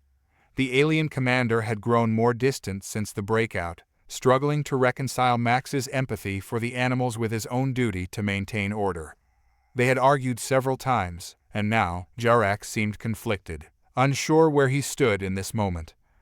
One of the Council members, a tall, insectoid being with glistening wings, leaned forward. Its voice clicked and whirred, but the translation system made its meaning clear. "What is it, then, that you ask of us? You speak of the value of these creatures, but they threaten our way of life. What is your solution, human?" Max stepped forward, feeling the weight of the question. "I ask for understanding, for a chance to prove that Earth's predators can coexist with the other species in the zoo. They are not mindless killers. They are part of a larger, universal truth. Life, in all its forms, is driven by the same fundamental forces, and it is these forces, instinct, intelligence, survival, that unite us all." The chamber was quiet for a long moment. Then the speaker raised a hand. "The Council will now deliberate. You may remain in the chamber." Max's heart pounded as he stepped back. He watched as the Council members turned to one another, their voices a low hum of conversation. His argument had been as honest and passionate as he could manage, but now it was out of his hands. Jarak approached him, his expression unreadable. "That was a bold defense," he said quietly. Max gave a short, humorless laugh. "Bold or desperate?" "Perhaps both," Jarak admitted. He glanced at the Council, still deep in debate. "But I wonder if you're asking too much of them. They don't see the world as you do. They don't understand what drives these animals, or you." Max frowned, turning to face Jarak. "They don't have to understand. They just have to realize that exterminating an entire species out of fear is wrong. This isn't just about Earth's predators, it's about how we treat life in this galaxy." Jarak's gaze softened, but he didn't respond. Max could tell that Jarak was struggling with his own beliefs, torn between his duty to the zoo and his growing respect for Max's perspective. The silence between them stretched on as they both watched the Council deliberate. Finally, the Council speaker raised his hand, calling for silence. The murmurs died down, and all eyes turned to him. "The Galactic Council has reached a decision," the speaker announced, his voice carrying throughout the chamber. "We have considered the arguments presented by Max Carter of Earth and weighed the risks posed by Earth's predators. After much deliberation, we have decided. Max held his breath. That the extermination order will be suspended, for now. A wave of relief washed over Max, but it was tempered by the speaker's next words. However, the speaker continued, this decision is conditional. The predators will remain in the zoo, but strict measures will be put in place to ensure they are fully contained. Should there be any further incidents, the council will have no choice but to reconsider their fate. Max exhaled slowly, trying to process the verdict.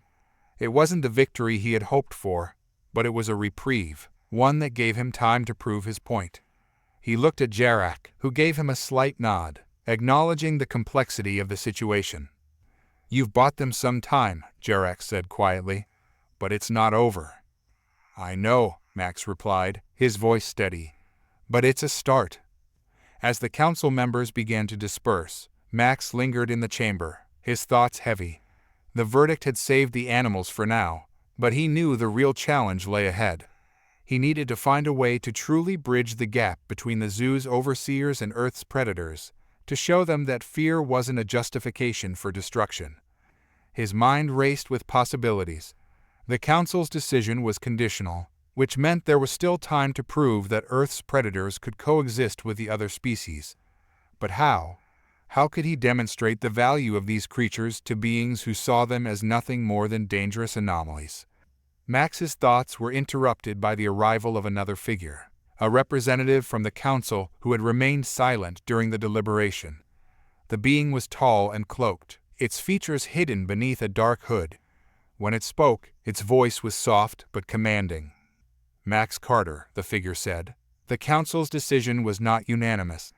There are those who still believe the predators are too dangerous to be kept alive. If you wish to prevent further conflict, you will need to offer more than passion in your defense. Max studied the figure, sensing an opportunity, but also a warning. What are you suggesting? The figure's eyes, faintly glowing from beneath the hood, met his. You must show the council that the predators are more than just a threat. You must prove their intelligence, their capacity for something beyond violence. Only then will you have a chance to change their minds. Max nodded slowly. He had already glimpsed the intelligence in the tiger's eyes, in the calculated movements of Earth's predators. But how could he prove that to the council? I'll find a way, Max said, his voice firm. I have to. The figure gave a slight nod before turning to leave. Time is not on your side, human. Act quickly, or the next decision may not be as favorable. Max watched the figure disappear into the shadows of the chamber, the weight of the words hanging over him. He had been given a second chance, but it came with a heavy responsibility. Now, more than ever, he needed to find a way to show the galaxy that Earth's predators weren't just mindless beasts. They were part of something larger, something that connected all life across the universe. As Max left the council chamber, his mind was already working through the possibilities. He would need to return to the zoo, to study the predators more closely, to find the evidence that would convince the council of their value. And he would need Jarak's help, whether the alien was ready to admit it or not. The fight for Earth's predators was far from over, but Max knew one thing for certain. He wouldn't stop until they were truly understood, not just feared. Max sat in his quarters aboard the Galactic Zoo station, the weight of the council's looming decision heavy in the air. The room was silent, save for the faint hum of the station systems and the soft crackling of a holographic display that hovered in front of him, depicting the various Earth predators he'd spent months studying. He stared at the image of a tiger, its eyes sharp and its muscles coiled as though ready to strike at any moment. It wasn't just the tiger's form that held his attention, though. There was something in its gaze, a depth, an intelligence that made him feel like he wasn't merely observing a beast, but looking into the soul of something far older, far more profound. For the first time in days, he wasn't thinking about the council or the future of Earth's predators. Instead, his thoughts turned inward, toward the questions that had been gnawing at him since the breakout. Why was he so drawn to these creatures? Why had he always been? From the moment he began studying zoology, it was the predators that captivated him. Not the gentle herbivores or the playful primates, but the carnivores, the hunters. Tigers, wolves, eagles, all of them represented something raw, something elemental. But what was it? Why did their presence stir something deep within him? He leaned back in his chair, the image of the tiger still suspended in the air before him. Its eyes seemed to follow him, like it knew he was thinking, as if it were waiting for him to figure it out. Max sighed, rubbing his hands over his face. Maybe, he thought, it wasn't the predators that had fascinated him all these years. Maybe it was what they represented, something darker, something more primal. The predator, after all, wasn't just an animal. It was a force of nature. It existed to kill, to hunt, to survive. It was the living embodiment of nature's harshest truth. Only the strongest, the smartest, and the most adaptable survived. He had spent his entire career studying animals that reflected those traits. And yet, the more he thought about it, the more he realized he hadn't just been studying them. He had been admiring them. Max stood and walked over to the small window in his quarters, staring out at the stars. The vastness of space always had a way of making him feel small, insignificant. But tonight, it didn't offer its usual comfort. Instead, it made him feel exposed, as if the truth he had been avoiding was now hovering just out of reach, waiting for him to confront it. He thought back to his childhood, to the time he first became fascinated by predators. He had been 10 years old, visiting the local zoo with his parents. They had taken him to see the lions, a majestic male with a thick, golden mane lounging lazily in the sun, flanked by several lionesses. He had been entranced by their power, their grace. But it wasn't until later that day, when they went to the tiger enclosure, that something clicked inside him. The tiger had been pacing back and forth, its enormous paws padding silently against the stone floor of its cage. There had been something in the way it moved, something deliberate and purposeful. It wasn't just a creature going through the motions of captivity. It was thinking, calculating. Even at 10 years old, Max had sensed that the tiger was aware of its captivity, that it was trying to figure a way out. Max pressed his forehead against the cold glass, his breath fogging the window as the memory flooded his mind. That day at the zoo had ignited something in him, a fascination with predators that had stayed with him ever since. But now, standing here as an adult, as a man who had dedicated his life to understanding those same creatures, he began to wonder if his fascination had always been about something more than science. Was it possible that he saw something of himself in those animals? Max turned away from the window, pacing back toward the hologram.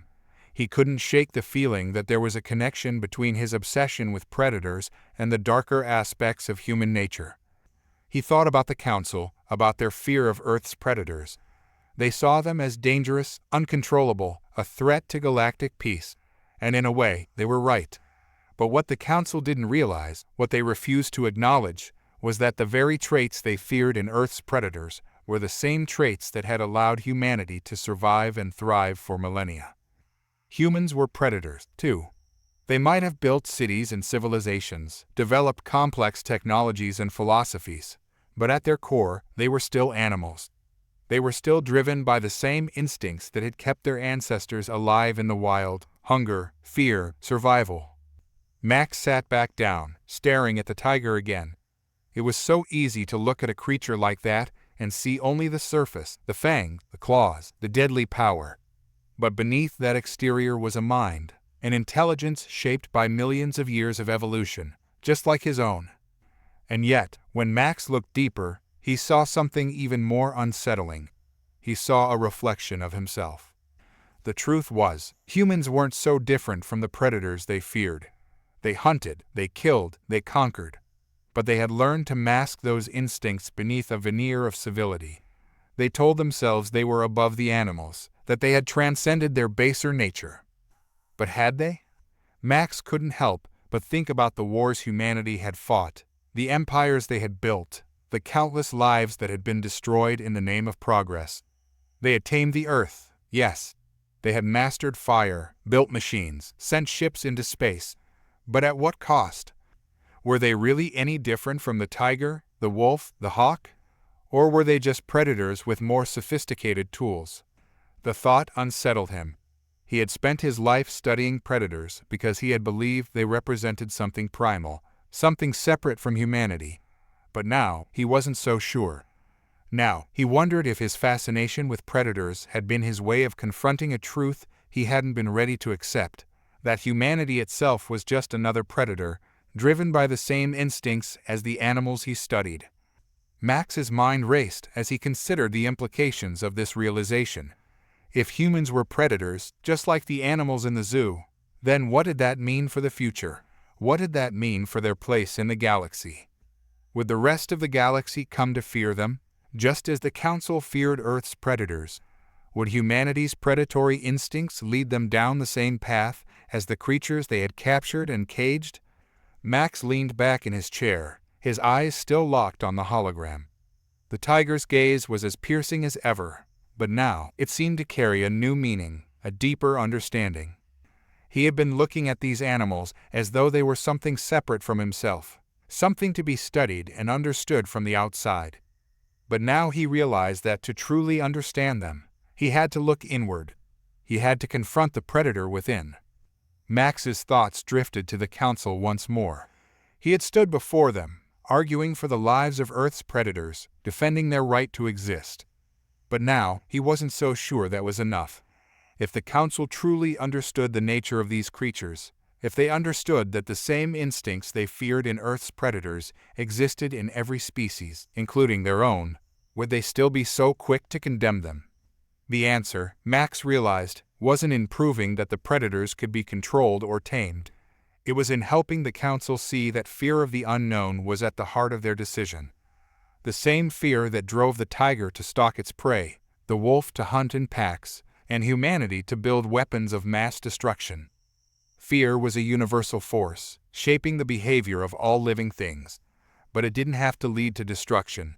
It could also lead to understanding, to growth, to evolution. Max stood up once more, pacing the room as his thoughts coalesced into a plan. He needed to show the Council that the predators of Earth weren't just dangerous anomalies, they were a reflection of the universe itself. They were proof that life, in all its forms, was driven by the same fundamental forces, the same instincts, and those forces didn't have to be feared. They could be embraced. But first, he had to confront his own fear. He had to confront the part of himself that had always admired the predators, not just for their strength, but for what they represented, a connection to the primal, unrelenting force of survival that existed in every corner of the galaxy. Max knew the path ahead wouldn't be easy. He would have to challenge the Council, challenge Jarak, and perhaps even challenge his own understanding of what it meant to be human. But he was ready. He had spent his life studying predators, but now he was finally ready to confront the predator inside. The tiger's gaze still lingered on the hologram, its eyes filled with a wisdom Max hadn't seen before. And for the first time, he didn't just see an animal, he saw himself. Max stood motionless as the Council's verdict was announced, their final decision rippling through the air like the shockwave of a distant explosion. His heart raced, yet his body remained still, processing the implications of what he had just heard. The Galactic Council, in a decision that seemed as radical as it was unexpected, had decided not to exterminate Earth's predators, but instead to release them into alien ecosystems. The integration of Earth's most fearsome creatures into foreign worlds was to begin immediately. The room buzzed with murmurs from the zoo staff, many of whom had anticipated a different outcome. Max had prepared himself for a fight, an impassioned plea to save Earth's predators from destruction. But now he found himself grappling with a different reality. The Council's decision was bold, risky even. The idea of releasing Earth's tigers, lions, and wolves into unfamiliar ecosystems raised countless questions about survival, balance, and the impact on these alien worlds. As the Council members filed out of the chamber, Max remained behind, lost in thought. Could such a plan truly work? Would these predators, born of Earth's unique evolutionary processes, find a way to thrive in environments so alien to their nature? Or would they succumb to the inevitable challenges that came with living on planets where everything, from the atmosphere to the prey, was different? Max knew the answer wouldn't come easily. Nature was adaptable, resilient, and unpredictable, but it also had its limits. As he left the Council chamber, His mind began to race through the possibilities.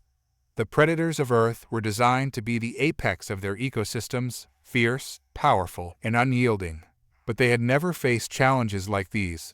And now, for the first time, they would be tested on a cosmic scale. The first deployment was on a planet called Tryon 5, a lush world covered in dense forest and sprawling savannas, not unlike the plains of Africa. The similarities were striking, but as Max stood on the observation deck, watching the transport ships descend through the alien sky, he knew that these small resemblances masked a far more complex reality. The atmosphere on Tryon 5 was thinner than Earth's, and its gravity slightly weaker. The trees stretched impossibly high, their branches twisting in intricate patterns that made the forests seem alive. The planet's animal life, too, was unlike anything Max had ever studied. Tryon 5's apex predators, sleek creatures with 6 legs and bioluminescent markings, moved silently through the trees, their amber eyes reflecting the pale light of the planet's 2 suns. And now, Earth's tigers were about to be introduced into this foreign world. Max leaned forward, his hands gripping the railing as he watched the transport ships release their cargo. The large metal crates opened, and one by one, the tigers stepped out onto the unfamiliar soil. Their movements were cautious at first, ears pricked, eyes scanning their new environment. The air was different, the smells unfamiliar. Max could only imagine what must be going through their minds. He watched as a tiger, its coat shining under the twin suns, took a tentative step forward. It sniffed the ground, lifting its head to catch the scents carried by the gentle wind. The alien forest seemed to respond, its strange trees whispering in a language of creaks and groans. But the tiger, undeterred, continued forward, its muscles rippling as it moved with the same fluid grace that had once made it the king of Earth's jungles. Max felt a flicker of hope. Perhaps this might work after all. Days passed, and Max found himself immersed in the process of monitoring the tiger's adaptation. The zoo's alien technology allowed for real-time tracking, enabling Max and his team to follow the animals as they explored their new home. The initial days were tense. The tigers moved cautiously, exploring their surroundings with the precision of creatures who knew that survival depended on their ability to adapt quickly. They drank from alien streams, sniffed at strange plants, and stalked prey that was as foreign to them as the planet itself. The first kill came on the 3rd day. Max watched on the monitor as a young female tiger, her body low to the ground, stalked one of Tryon 5's native herbivores. The creature was unlike any prey the tiger had ever seen. Its body was covered in hard, iridescent scales, and it moved with a speed that seemed impossible for its size. But the tiger was patient, its muscles coiled in anticipation. When the moment came, it sprang forward, closing the distance with terrifying speed. The alien creature bolted, its 6 legs a blur, but the tiger's claws found their mark. The struggle was brief, and soon the tiger stood over its prize, panting but victorious. Max's breath caught in his throat as he watched the scene unfold. The predator's instincts had transcended the boundaries of ecosystems. There, on a distant world light years from Earth, the tiger had once again claimed its place at the top of the food chain. But this was only the beginning. Over the weeks that followed, Max observed more than just the tiger's hunts. He watched as they began to integrate themselves into the ecosystem of Tryon 5.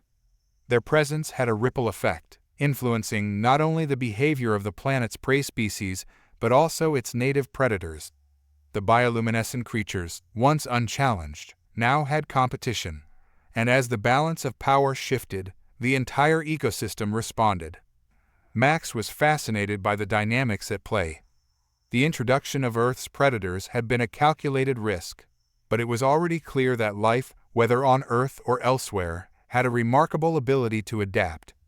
The tigers, though strangers in this world, were finding their place, asserting their dominance, and influencing the very fabric of life on Tryon 5. Yet, as Max observed these changes, a deeper philosophical question began to take shape in his mind. What did it mean for these creatures to adapt so quickly? Were they simply following their instincts, or was there something more at play? Was there a deeper intelligence guiding their actions, a fundamental connection between all life that allowed these predators to transcend their earthly origins and integrate into the cosmos. Max found himself grappling with these questions as he watched the tigers interact with their new environment. They were not just animals, they were symbols of life's resilience, of the drive to survive and thrive no matter the circumstances. But more than that, they were a reflection of humanity itself. Just as the tigers had been forced to adapt to new and alien worlds, so too had humanity ventured into the stars, seeking new homes, new challenges, and new ways to survive. The integration didn't stop with Tryon 5. The Council's plan extended to other planets, each with its own unique challenges. On the desert world of Aridish, lions were released into vast dunes where the only sources of water were deep underground, and the prey was as fierce as any predator. Max watched in awe as the lions, adapted to the African savanna, adjusted to the harsh, unforgiving landscape of Aridish. Their golden coats blended with the sand, and their endurance, honed through millennia of hunting under the blazing sun of Earth, served them well in this new, arid world. On the frozen moon of Alstara, wolves were introduced into an icy wilderness where the nights were long and the prey scarce. Max had initially doubted whether the wolves could survive in such an extreme environment. But once again, the adaptability of Earth's predators surprised him.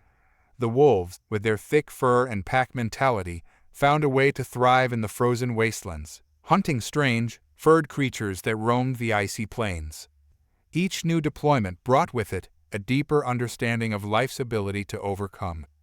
Max marveled at how Earth's predators, creatures born in specific niches on a single planet, could so effectively integrate into ecosystems that were as alien as the stars themselves. But even as he celebrated their successes, a gnawing question remained: was this true harmony, or was it simply survival at any cost? The introduction of Earth's predators had undoubtedly disrupted the ecosystems they now inhabited. Native species had been forced to adapt, and in some cases, they had been driven to the brink of extinction. Was this the natural order of things, or was it a dangerous experiment that could have unintended consequences? As the months passed, Max found himself once again before the Galactic Council. This time, he was not pleading for the survival of Earth's predators, but presenting the results of their integration. The council members listened intently as Max detailed the successes and challenges of the project. The tigers on Tryon 5 had established themselves as apex predators, but their presence had also led to the decline of several native species. The lions on Aridish had thrived in the desert, but their introduction had sparked a territorial war with the planet's native predators. The wolves on Alstara had formed packs that dominated the icy plains, but their success had come at a cost: the extinction of several smaller prey species. The Council's response was measured. They acknowledged the resilience of Earth's predators, but they also recognized the complexity of the situation. Life, it seemed, was both fragile and incredibly adaptable, capable of overcoming even the most extreme challenges. But with that adaptability came consequences that could not be ignored. In the end, the Council decided to continue the experiment, but with stricter oversight and greater attention to the balance of ecosystems. Earth's predators would remain on their new worlds, but their impact would be closely monitored, and steps would be taken to mitigate any harmful effects on native species. Max left the council chamber with a sense of both satisfaction and unease. He had fought for the survival of Earth's predators, and they had proven themselves capable of thriving in the cosmos. But the philosophical questions that had haunted him from the beginning remained unanswered. Could true harmony ever exist between worlds so different? Or was coexistence always a fragile balance, one that could be easily tipped by the introduction of a single, powerful force? As Max returned to the observation deck, watching the stars stretch out before him, he knew that the answers to these questions would not come easily. But he also knew that life, in all its forms, would continue to adapt, to survive, and to find a way, even in the most unlikely of circumstances. And perhaps, in that struggle, there was a kind of harmony after all. Max stood on the observation deck of the Galactic Zoo, his gaze lost among the stars. Each pinprick of light seemed to pulse with a life of its own, a silent witness to the unfolding drama of existence. The recent integration of Earth's predators into alien ecosystems was a monumental event. Yet, as he watched the data streams from the monitoring stations, he felt an unsettling tide of thoughts wash over him. The image of the tiger, now roaming freely in the lush depths of an alien jungle, faded in his mind, replaced by the weight of a new realization. Humanity's role in this vast universe was not simply as a caretaker of Earth's wildlife. It was far more complicated. Were humans viewed as predators themselves by the alien species that observed them? Would the very instincts that drove Earth's animals to adapt and survive cast a shadow over humanity's, standing in the eyes of the galactic civilizations? Max, a voice interrupted his reverie, drawing him back to the present. It was Commander Jarak, his expression serious. "We need to talk." Max turned to face him, noting the tension etched into Jarak's features. There was a depth in the commander's gaze that spoke of concern and urgency. They moved away from the bustling control room filled with scientists and analysts, seeking a quieter corner of the observation deck where the hum of activity faded into the background. "What's on your mind?" Max asked, his curiosity piqued. Jarak glanced out at the stars, his posture reflecting a mix of pride and apprehension. "The Council has been monitoring not only the animals but also the humans involved in the zoo.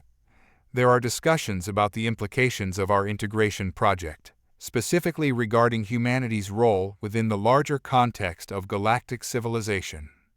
Max felt a chill run through him. "What do you mean? Are they concerned about our integration?" "More than that," Jarak replied, his voice steady but low. "They're beginning to see humans as potential threats. The same instincts that drove Earth's predators to hunt, to adapt, those are present in us as well. We are not exempt from the laws of survival." Max took a moment to digest this. The idea that humanity could be viewed through the lens of predation was disconcerting. "But we're not like those predators. We build, we create, we nurture. Surely they can see that." "Can they?" Jarak countered, his gaze sharp. "To them, we might appear as hunters, always seeking to dominate our environment, always on the lookout for the next advantage. The Council's eyes are sharp, and they do not overlook the complexities of human nature." Max's mind raced. The notion that humanity might be perceived as dangerous was troubling. He recalled the moments when he had watched the predators, tigers, lions, wolves, exert their dominance, their raw power evident in every sinewy muscle and sharp tooth. But they were simply following their instincts, shaped by millennia of evolution. Would the same instinctual drive be attributed to humans? "Jarak, what does this mean for us? For the animals?" he asked, a sense of urgency creeping into his voice. "Is there a plan? What are we supposed to do if they decide to turn their attention on humanity?" The commander shook his head slowly, his eyes darkening with concern. "That is precisely the issue. There is no plan yet. The Council is still assessing their options, and they're cautious. They might regard the zoo as an opportunity to observe us, to study whether we, too, can adapt, or whether we pose a danger to the balance of the universe." Max took a deep breath, the weight of the implications heavy in the air between them. "Are we really so dangerous? Humans have built societies that promote cooperation, understanding." "Or conflict," Jarak interrupted gently. "Every civilization in history has had its moments of violence, of asserting control over others. The question isn't whether humanity can be cooperative, but whether the galaxy sees that cooperation as genuine. They may be asking themselves if our nature leans more toward domination." The observation deck seemed to shrink around him as the full impact of Jarak's words settled in. The stars outside felt distant, cold, and unwelcoming. Would humanity ever be able to break free from the primal instincts that defined its past? He thought of history, wars fought over territory, resources plundered, and the countless lives lost in humanity's relentless pursuit of power. "What can we do?" Max asked, his voice barely above a whisper. "How do we show them we're different, that we've evolved beyond mere predators?" "We can start by fostering genuine relationships," Jarak said firmly. "If we demonstrate our capacity for empathy, our willingness to learn from others, it may shift their perception. But it's going to require more than just words. We need to show them through our actions. Max nodded, determination igniting within him. Then we need to focus on the animals. We must prove that we can coexist, that we can learn from their adaptation in alien environments and apply those lessons to our own understanding of life. Exactly, Jarek replied, his expression softening slightly. And you will play a key role in that. Your work with the predators has already gained attention. If we can showcase their successes, it may strengthen humanity's position in the eyes of the Council. As they stood together, staring into the abyss of space, Max felt a new sense of purpose. This was more than a mission for the zoo. It was a chance to redefine humanity's place in the galaxy. It was a chance to rise above the simplistic narrative of predator versus prey, to embrace a more complex understanding of life. Let's get to work, Max said, a fire igniting in his spirit. We'll need all the data we can gather. Every success, every lesson learned from the predators must be meticulously documented. Agreed, Jarek said, a sense of camaraderie developing between them. We'll coordinate with the monitoring teams and compile a comprehensive report for the Council. But we should also include insights about our intentions and the measures we're taking to promote coexistence. Max nodded. We can highlight how the integration project reflects humanity's deeper understanding of the interconnectedness of all life. It's not just about survival, it's about responsibility, stewardship. As they discussed their plans, the atmosphere shifted from one of foreboding to cautious optimism. The idea of presenting humanity as a responsible participant in the galaxy felt like a step toward reclaiming their narrative. This was a chance to change the story being told, to rewrite their role from potential predators to valuable allies in the grand tapestry of life. In the days that followed, Max and the team worked tirelessly to compile data and insights from the integration project. They observed how the tigers had adapted to their new jungle home, how the lions established social structures within their territory, and how the wolves formed hunting packs in the alien forests. Each success was meticulously documented, accompanied by analyses that highlighted not just the animals' instincts, but also the strategies they employed. Lessons that could be extrapolated to humanity's own journey. One evening, as Max reviewed the footage of the tigers, he felt a sense of connection. The tiger was prowling through a dense thicket, its movements fluid and confident. It stopped to investigate the sounds around it, alert and aware. Max couldn't help but admire the creature's grace, its embodiment of the primal instincts that had allowed it to thrive. But then he considered the parallels to humanity. How often had humans relied on instinct to navigate their environments? How many times had they used their intelligence to outmaneuver challenges, to establish dominance over nature and other species? He found himself pondering the duality of human nature, the capacity for both creation and destruction. As he recorded his observations, he couldn't shake the feeling that humanity was teetering on a precipice. They were caught between the potential for greatness and the temptation of power. The thought echoed in his mind, is humanity just another predator in a universe of hunters? Jarek joined him, pulling him from his introspection. Max, how are the preparations for the Council presentation coming along? Slowly, but we're getting there, he replied, glancing at the console. I want to ensure we present a complete picture, one that emphasizes our understanding of adaptation and responsibility. Jarek nodded, his expression contemplative. It's essential we communicate that effectively. The Council needs to see humanity not as a threat, but as a participant in the greater galactic community. Their conversation turned to logistics, discussing the structure of the presentation and how to best convey the narratives of the animals alongside humanity's overarching themes. As they brainstormed, Max felt a renewed sense of clarity. He had always been fascinated by predators, not just for their strength, but for their role in the ecosystem. They were not merely hunters, they were a crucial balance within their environments, maintaining the health of their ecosystems through their interactions. This, he realized, was the very lesson he wanted to impart to the Council. Let's include some interactive components, Max suggested. We can showcase live feeds of the animals in their new homes, allowing the council to witness their adaptability firsthand. The more they see, the more they'll understand. Good idea, Jarek agreed. Visuals are powerful. They evoke emotions that statistics alone cannot. With each passing day, the presentation took shape, becoming a blend of data, narratives, and compelling visuals. Max and Jarek worked late into the nights, fueled by coffee and a shared sense of urgency. They painstakingly pieced together the stories of Earth's predators, highlighting not only their successes but also the lessons learned through adversity. As the date of the council meeting approached, Max felt a mixture of excitement and trepidation. He understood that the stakes were high. The perception of humanity hinged on their ability to convey the essence of their species, not just as predators, but as responsible stewards of the universe. Finally, the day arrived. The Grand Chamber of the Galactic Council was an imposing structure, filled with representatives from countless worlds. Max stood at the front, flanked by Jarek and other members of their team. The atmosphere buzzed with anticipation as the council members took their seats, their gazes fixed on Max. "Honorable council members," he began, his voice steady but filled with urgency. "Today, we stand before you to share the remarkable journey of Earth's predators.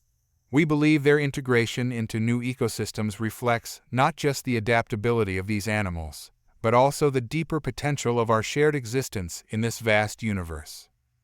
As he spoke, he could feel the weight of their scrutiny, each pair of eyes assessing not only the presentation but the very essence of humanity. He highlighted the successes of the tigers, the lions, and the wolves, weaving their stories into a narrative that underscored the interconnectedness of all life. He spoke of the lessons learned, of resilience, of cooperation, and of the importance of understanding one another. He urged the council to consider the implications of viewing humanity through a narrow lens, reminding them that while humans were capable of predation, they also possessed the capacity for empathy and growth. As the presentation unfolded, Max saw subtle shifts among the council members. Their expressions varied, some intrigued, others contemplative, and a few skeptical. He pushed on, emphasizing the responsibility that came with intelligence, the understanding that with power came the obligation to protect and nurture. When he concluded, silence enveloped the chamber. The council members exchanged glances, their expressions inscrutable. Max held his breath, heart pounding in his chest. Would they see humanity as just another predator, or would they recognize the potential for coexistence? Finally, the head of the council, a tall being with iridescent skin that shimmered like a kaleidoscope, spoke. "Your presentation has provided much to consider. The integration of Earth's predators into other ecosystems offers valuable insights into adaptation and resilience. However, we must also weigh the implications of humanity's nature." Max met the being's gaze, the weight of their words hanging in the air. "I understand," he replied. "But I urge you to consider that humanity is not defined solely by its instincts. We are capable of learning, evolving, and embracing the responsibilities that come with existence." The discussion continued, with council members weighing the merits of Max's arguments against the potential dangers humanity might pose. It was a delicate balance, one that demanded careful consideration of both the instinctual and the intellectual aspects of existence. As the dialogue deepened, Max felt a glimmer of hope. He realized that this was not just a defense of humanity, but a broader conversation about life itself. The council's inquiries probed the very nature of power and responsibility, forcing Max to confront his own understanding of what it meant to coexist in a universe filled with hunters. In the end, the council convened to deliberate, leaving Max and the team in suspense. They awaited their verdict, knowing that the fate of humanity hung in the balance. The hours stretched on, each tick of the clock echoing in the silence of the chamber. Finally, the council returned.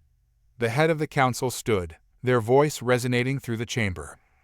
"After careful consideration, we acknowledge the complexities of your species and the potential for coexistence. However, we require that Earth's inhabitants demonstrate their commitment to this path." Max listened, heart racing. "What do you mean?" We propose a series of evaluations, both for the animals and for humanity, the head of the council explained. You must show us that you are capable of understanding the delicate balance of life, that you can adapt and thrive alongside other species without threatening their existence. Max nodded, understanding the weight of their decision. We accept that challenge. As the council outlined the terms of the evaluations, Max felt a mix of relief and determination. They were given a chance to prove themselves, to redefine their narrative in the eyes of the galaxy. The path ahead would be arduous, but it was one that offered the potential for growth and understanding. The meeting concluded, and as Max stepped out into the hall, he exchanged a glance with Jarak. There was a shared sense of purpose between them, a commitment to rising to the challenge laid before them. "Let's get to work," Max said, a renewed sense of determination igniting within him. "We'll show them that humanity is more than just a predator in this vast universe. We will prove our worth as stewards of life." With that, they began to strategize, preparing for the journey ahead, one that would challenge their understanding of what it meant to coexist and thrive in a galaxy filled with hunters, where the lines between predator and prey were not always clear. The stakes had never been higher, but Max felt ready to embrace the challenge, to seek a deeper understanding of life's interconnected web. The universe awaited, full of mysteries and lessons yet to be uncovered. Max stood at the precipice of a monumental decision, feeling the weight of the galaxy pressing down upon him. The shimmering stars outside the observation deck seemed to blur, each light flickering with the memories of what had been and what could be. For months, he had navigated the complexities of the Galactic Zoo, witnessing firsthand the integration of Earth's wildlife into alien ecosystems. He had watched as predators adapted to their new environments, thriving in ways he could hardly have imagined. And yet, now he faced a choice that would redefine not only his life, but also the future of his home planet. "Max," Commander Jarak's voice broke through his reverie, drawing him back into the present. The commander's expression held an urgency that only deepened Max's sense of foreboding. "We need to discuss the implications of your work here." "Is it about the evaluations?" Max asked, his heart racing as he recalled the council's proposal. They had agreed to allow humanity to prove itself, to demonstrate that coexistence with other species was possible. But that was only part of what lay ahead. "No, it's more personal," Jarak said, his tone grave. "The council has decided that you have a choice to make, a profound one." Max felt his stomach drop. "What kind of choice?" Jarak stepped closer, lowering his voice. "They are offering you the chance to return to Earth, to bring back the knowledge and experience you've gained here. You would be an ambassador, a bridge between our worlds. But there's a condition: you would have to leave behind your work and the creatures you've grown to care for." A silence fell between them, heavy with the weight of what that meant. Max's mind raced, wrestling with the enormity of the decision laid before him.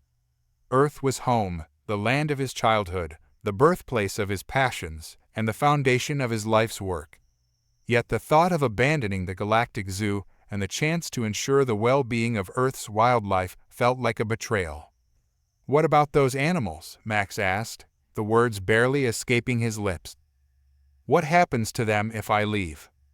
"They will continue to receive care," Jarak reassured him. "There are others here dedicated to the same mission. But your presence, your insights, your understanding of Earth's unique challenges, they are irreplaceable." Max's heart sank further. He had devoted himself to this cause, nurturing a vision of coexistence, of harmony between Earth and the wider universe. He had seen the potential for change, and he had become a part of something far greater than himself. But at what cost? The decision gnawed at him, dragging his thoughts into a darkened corner of uncertainty. "What if I stay?" he asked, hoping for clarity. "What happens if I choose to remain here?" "Then you will forfeit your chance to return to Earth," Jarak replied, a hint of sadness in his eyes. "You would become a permanent part of the Galactic Zoo. Your work would focus solely on the integration project, on ensuring that Earth's wildlife continues to thrive in their new homes." Max felt the tension in the air thicken. To stay meant dedicating his life to the zoo, to watch over the creatures he loved and learn from the lessons they taught. But it also meant severing ties with his own people, with the home that had shaped him. Would he be trading one form of freedom for another? "I need time to think," Max said finally, his voice steadier than he felt. Jarek nodded, understanding the magnitude of the moment. As Jarek walked away, Max found himself lost in a labyrinth of thought. What did it mean to be free? He had always associated freedom with choice, with the ability to chart one's own course. But now it felt more like a prison, a weight on his shoulders. Was he truly free if the price of that freedom was isolation? He walked to the observation window, peering out at the swirling colors of the nebula beyond. The beauty was breathtaking, yet it also felt alien and unattainable. This galaxy had offered him new perspectives, new insights into the interconnectedness of all life. He had learned that freedom came with responsibility, that to be free was also to care for those who could not care for themselves. He thought of the tigers, of their fierce beauty and raw power, and of the wolves that had adapted to the alien forests, forging bonds that transcended their instincts. They had embraced change, learned to navigate their new realities, and in doing so, they had taught him invaluable lessons about resilience and adaptability. But could he do the same? Max returned to his quarters, the walls feeling like a cage. The weight of his choice pressed on him like a physical force, a constant reminder that the universe did not owe him understanding. He took a seat at the small desk, the soft glow of the console illuminating the pages of notes and observations he had compiled over the months. Each entry represented a moment of discovery, a glimpse into the lives of the creatures he had come to love. As he read through his notes, the words began to blur. The thought of leaving it all behind, of abandoning the very essence of what he had worked for, clawed at him. The sacrifices he would have to make felt insurmountable. Was he prepared to walk away from everything he had built? The idea of returning to Earth weighed heavily on him. It would mean confronting the reality of his home planet, the pollution, the habitat loss, the indifference of those who saw nature as a resource rather than a shared responsibility. Could he really face that again, armed only with the knowledge he had gained here? Max found himself at a crossroads, one where the choice would shape not just his future, but also the fate of Earth's wildlife. The price of freedom loomed large, demanding more than he had ever anticipated. Was it truly worth it to walk away from everything he had come to know, to take on the burden of being an ambassador for humanity when it felt as if he were abandoning his kin? He turned to the wall, tracing the outlines of the various creatures he had encountered in the zoo. Their beauty resonated within him, a reminder of the intricate tapestry of life they represented. Could he let them down? Could he choose to leave when he had the opportunity to nurture and protect them? That night, sleep eluded him. He lay in bed, staring at the ceiling, his thoughts a jumbled mess of hope and despair. He needed clarity. He needed to understand what freedom truly meant in the grand scheme of existence. In the early hours of the morning, he wandered through the corridors of the zoo, seeking solace in the familiar sounds of the animals. The low growls of tigers echoed softly, a reminder of their power and grace. He paused outside their habitat, watching as one of the majestic cats prowled the perimeter, its movements fluid and deliberate. There was strength in its solitude, a sense of purpose that spoke to him in ways he had yet to fully grasp. Max thought about what it meant to be a predator in this context. The tiger relied on instinct, adapting to its environment and asserting its place within the ecosystem. But it was also part of a larger network, a community of beings interconnected in ways that transcended their individual needs. The predator and prey dynamic was not merely about survival. It was about balance, understanding, and coexisting. As dawn broke, painting the sky in shades of pink and orange, Max found himself contemplating the nature of sacrifice. He had always believed that to grow, one must be willing to let go of what was comfortable. But what if the sacrifices required were more profound than he had anticipated? What if true growth demanded a willingness to embrace discomfort, to challenge the very foundations of one's existence? He returned to his quarters, the early morning light filtering through the windows. It illuminated his notes, the reflections of a journey that had changed him. With newfound determination, he began to write, an exploration of the themes that had emerged from his experiences. The deeper he delved, the clearer his thoughts became. He wrote about the animals, the lessons they had imparted, the harmony he had witnessed. Each observation took on a life of its own, forming connections that transcended the simple narrative of predator and prey. It was about understanding the value of every life, the delicate balance that sustained existence. As he penned his thoughts, he recognized the essence of freedom. It was not merely the absence of constraints, but the ability to choose one's path in a world filled with uncertainty. Freedom meant embracing the unknown, facing the discomfort of change, and accepting the responsibilities that came with it. With each word, he felt the weight of his decision lift, replaced by a sense of purpose. If he chose to stay, it would be a sacrifice, but it would also be an opportunity to advocate for Earth's wildlife in ways that went beyond his previous understanding. It would mean becoming a guardian of the delicate balance of life, a steward of coexistence. As the sun rose higher in the sky, illuminating the observation deck, Max felt a sense of clarity wash over him. He was ready to make his choice, to embrace the path that lay before him. The choice was not between freedom and responsibility, but rather an affirmation of both.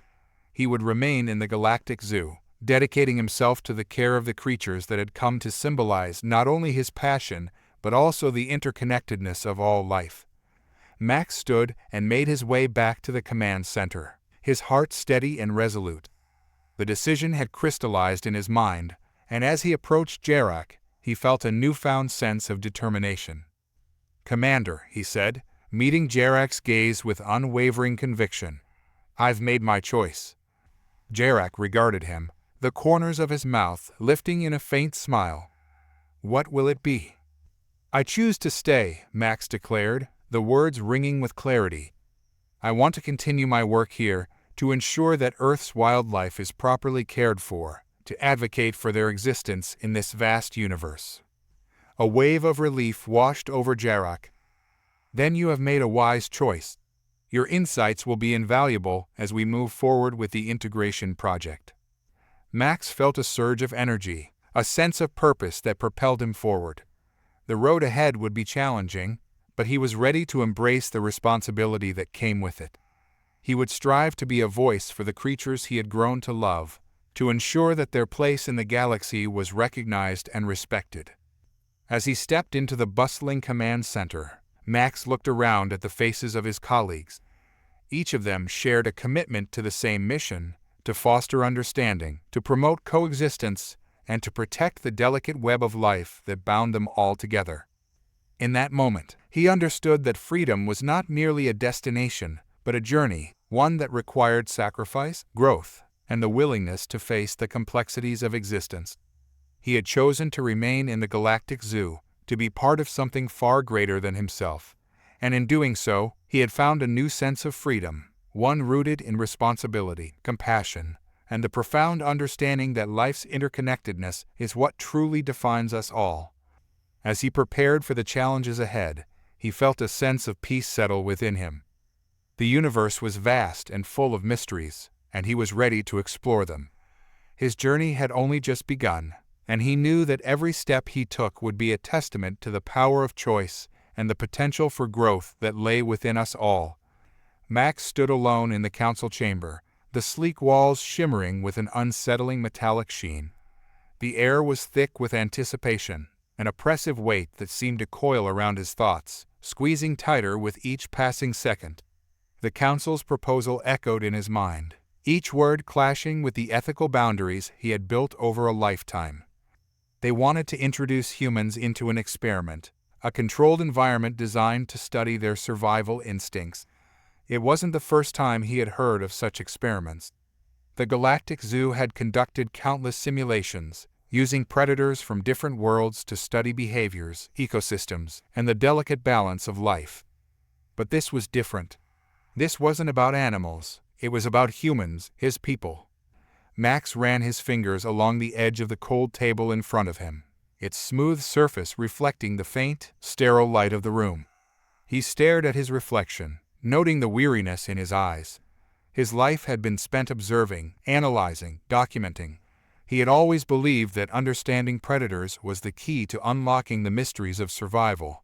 But now, faced with the potential of becoming a subject in a grand cosmic experiment, the line between observer and participant had blurred in a way he never anticipated. Commander Jarek's voice had been calm when he presented the idea, as if discussing a routine matter. "We've studied the wildlife of Earth, Max, but there's one subject we've yet to examine: humanity itself. If we are to fully understand your species, we need to see how you react under pressure, how you survive when pushed to your limits." Max had struggled to respond, his voice thick in his throat. "You're talking about treating humans like animals, placing us in some kind of controlled environment, watching how we fight for our lives as though we're specimens in a cage." Jarek had regarded him with the same detached expression he always wore, one of calculated reason.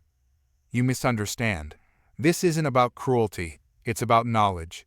If humanity is to take its place among the stars, the galaxy must understand what drives you.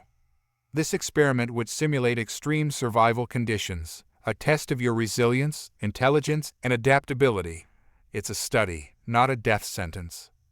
Now, standing alone in the echo of that conversation, Max felt the weight of his own indecision press down on him. He had fought for Earth's predators, ensuring they were treated with respect, given the space to thrive on alien worlds.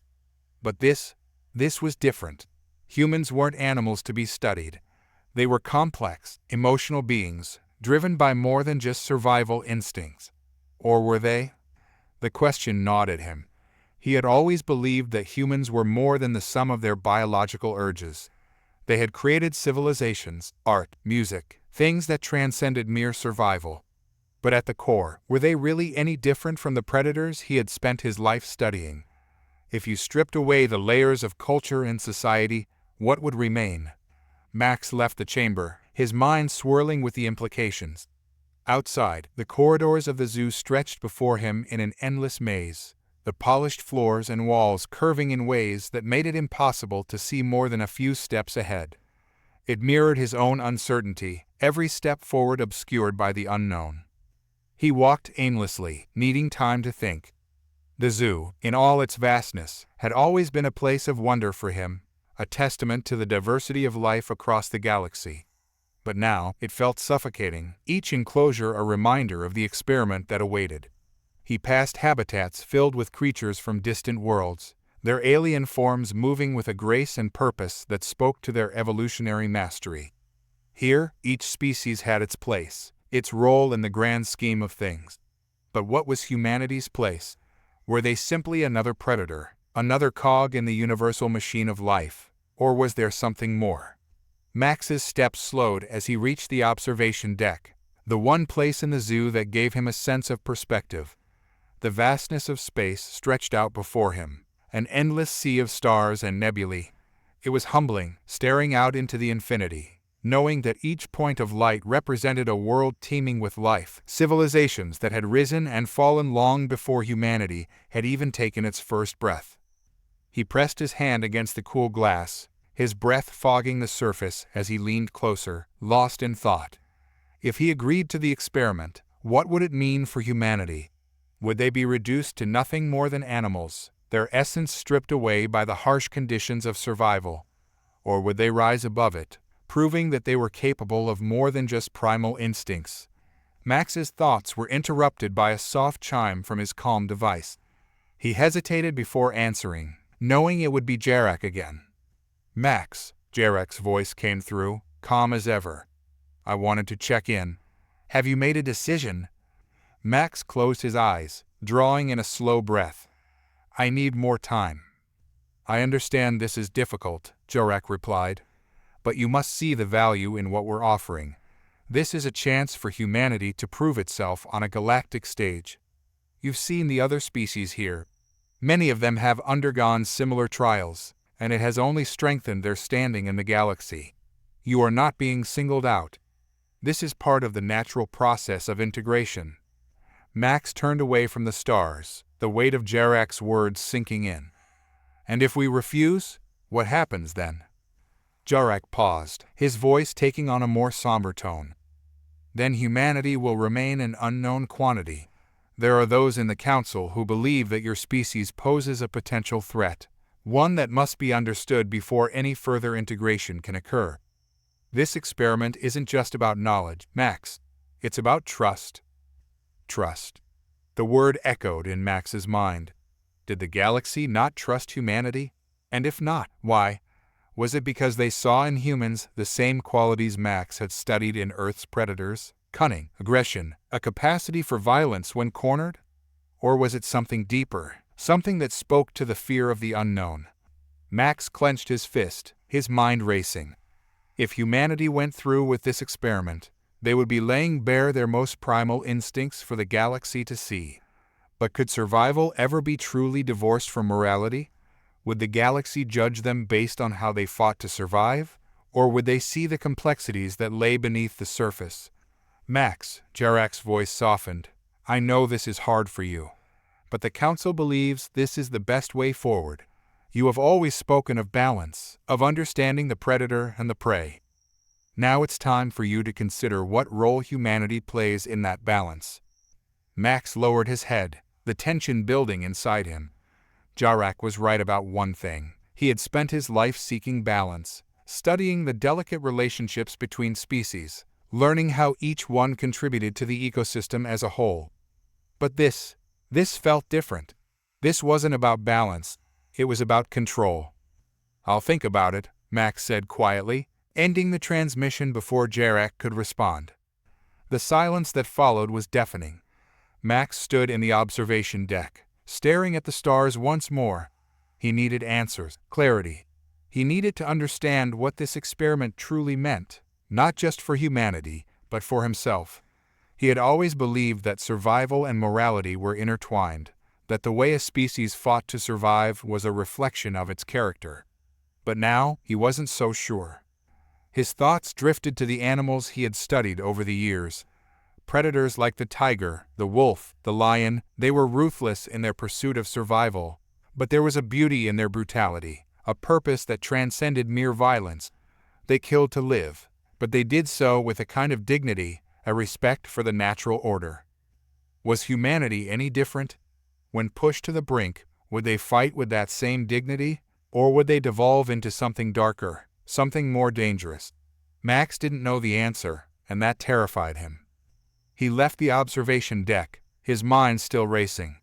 As he walked through the zoo, he passed the enclosures, each one a microcosm of life's struggles, a reminder of the harsh realities of survival. The creatures within seemed to watch him, their eyes reflecting his own inner turmoil. They understood the dilemma he faced in a way that no other human could.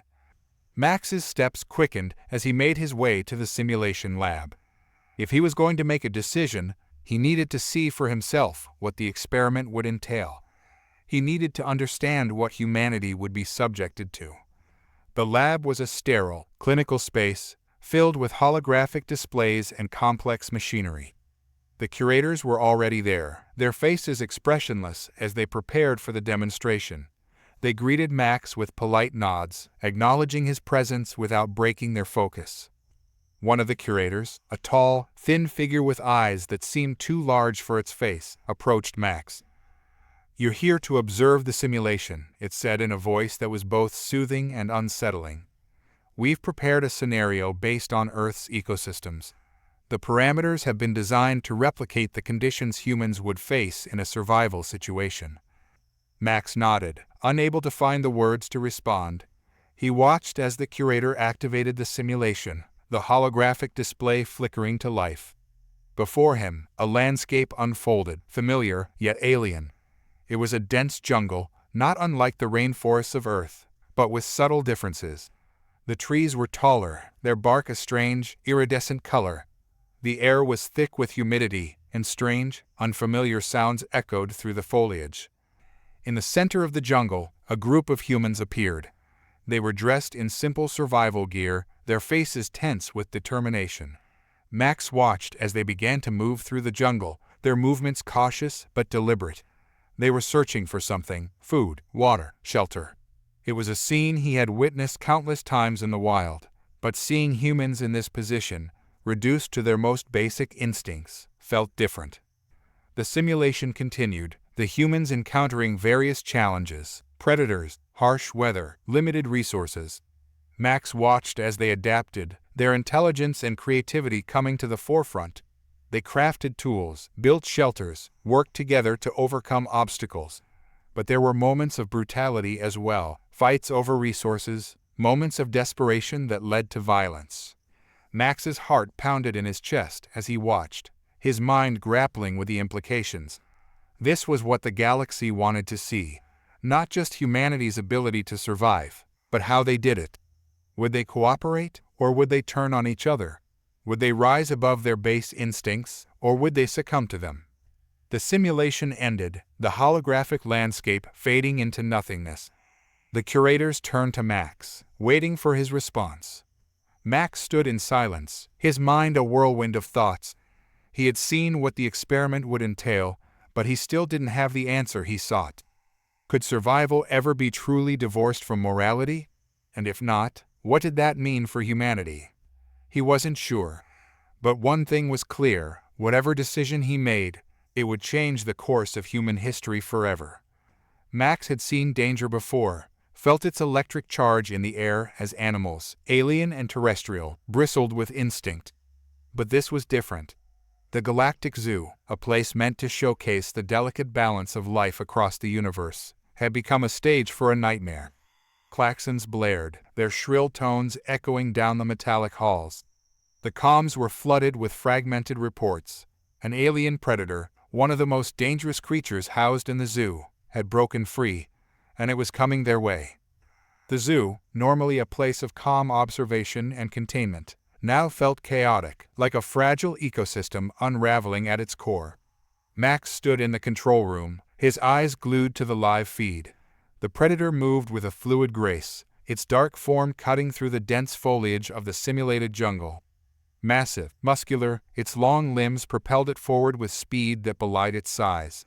Its eyes glowed an unsettling amber, reflecting the cold lights of the surveillance drones buzzing overhead. It was hunting. But this wasn't just any predator. The curators had named it Tvorax, a being from a planet on the far edge of the galaxy, where ecosystems had evolved in conditions beyond comprehension. Max had read about it, studied its physiology: the razor-sharp claws, the teeth like serrated knives, the dense exoskeleton that rendered it nearly impervious to weapons. Yet for all its physical power, what unnerved him the most was the intelligence it possessed. Tvorax was not a mindless beast. It strategized, outmaneuvered its prey, and, in the few encounters with its species, had displayed an alarming level of cunning. "Max, we have to evacuate. Now." Commander Jarak's voice cut through the rising tension in the room. Jarak's normally composed demeanor was fraying at the edges, his sharp eyes darting between the screens displaying the creature's movements. Max shook his head, his mind racing. "No, we can't leave the zoo like this. We have to contain it. There are too many lives at stake, both human and alien." Jarak shot him a hard look, the kind of look that expected obedience, but Max didn't back down. He'd spent too long understanding the balance of this place to turn his back on it now. A curator in the corner chimed in, voice trembling. "Our defense systems are malfunctioning. The lockdown didn't initiate, and the tranquilizers, they didn't work." Max felt a sickening churn in his gut. It wasn't just the humans at risk. The zoo's habitats housed creatures from across the galaxy, some endangered, others on the brink of extinction. If Tvorax rampaged unchecked, the loss would be incalculable. He moved toward the door, his decision made. "I'm going to confront it." Jarak caught his arm. "Are you out of your mind? That thing will tear you apart." Max looked at him, eyes steady. "I've studied predators my entire life, Jarak. I know how they think. I need to try to communicate with it." "Communicate?" Jarak's disbelief was palpable. "That thing's a killer." Max shook his head. "It's more than that. It's intelligent. I've seen it hesitate, choose its moments. It's not just running on instinct, it's thinking." There was no time to argue. Max pulled free from Jarak's grip and made his way down the corridor, his mind a whirlwind of fear and resolve. The zoo's corridors felt colder than usual, as if the mechanical hum that normally thrummed through its walls had gone silent, sensing the looming threat. He passed the habitats, creatures of all shapes and sizes peering out from their enclosures, unaware of the chaos breaking loose outside. The closer Max got to the containment area, the louder his heartbeat became, a steady drum in his ears. He could hear the creature's movements now, heavy, deliberate steps reverberating through the floor, the sound of metal grating against metal as it passed through the security barriers. He turned a corner, and there it was, Tvorax, standing tall and imposing at the edge of the artificial jungle that simulated its home environment. It hadn't yet seen him. For a moment, Max froze, the primal part of his brain screaming at him to run. But he forced himself to stay rooted to the spot. He took a slow breath, reminding himself of what he had come to do. The creature turned its head slightly, as if sensing something, its glowing amber eyes locking onto Max. For a few agonizing seconds, they stared at each other, and in that gaze, Max saw something more than just a predator. He saw awareness. It wasn't blind rage or mindless aggression that fueled this being. It was something deeper, a will to survive, to assert its place in the universe. Max raised his hands slowly, making no sudden movements. His voice, though quiet, carried through the still air. "I'm not here to hurt you." Tvorax shifted, lowering its head slightly as if assessing him, its massive body poised to either strike or flee. It let out a low, guttural growl that sent shivers down Max's spine, but he held his ground. "I know you're scared," Max continued, keeping his tone calm and even. "This place, it's not your home. You've been taken from where you belong, I get it. But you don't have to fight anymore. No one's going to hurt you." For a moment, Max thought the creature might lunge, but then something changed. Tvorax's posture relaxed ever so slightly, its amber eyes narrowing as if considering his words. It was listening. Max took a cautious step forward. "You're not just a predator. You're more than that. I've seen it in the way you move, the way you think. You're not driven by blind instinct. You're intelligent, and I think you understand me." The creature's eyes flickered, a subtle change that Max couldn't quite interpret, but it was enough to give him hope. He continued, his voice growing more confident. "You don't need to kill to prove your strength. You've already shown it. But strength isn't just about power, it's about control. It's about knowing when to act and when to stop." Tvorax let out a low rumble, its massive claws flexing slightly as it tilted its head, the gesture almost curious. Max could feel the tension in the air, but there was a shift now, an understanding, however tenuous, was forming between them. "I know what it's like to feel trapped," Max said, his voice softening. "To feel like you have no control over your own life. But we can find a way out of this, together." Tvorax stepped closer, its massive frame casting a long shadow over Max. For a moment, Max thought this was it, that he had misread the situation, that the creature was about to tear him apart. But instead, the alien predator stopped just inches away, its amber eyes searching his face. Max held his breath, unsure of what would happen next. He could see the creature's muscles twitching beneath its exoskeleton, every instinct within it finely tuned to respond to any perceived threat. But Max offered none. He stood still, his heart pounding, yet his mind strangely clear. The moment stretched on, an eternity of silence between them. Then, without warning, Tvorax slowly turned and moved away, retreating into the shadows of the jungle. It disappeared from view, leaving Max standing there, breathless and bewildered. He had done it.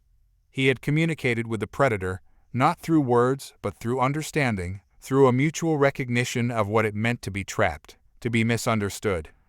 Tvorax had seen him not as prey or an enemy, but as something more, a fellow being in a universe that often demanded more from its inhabitants than mere survival.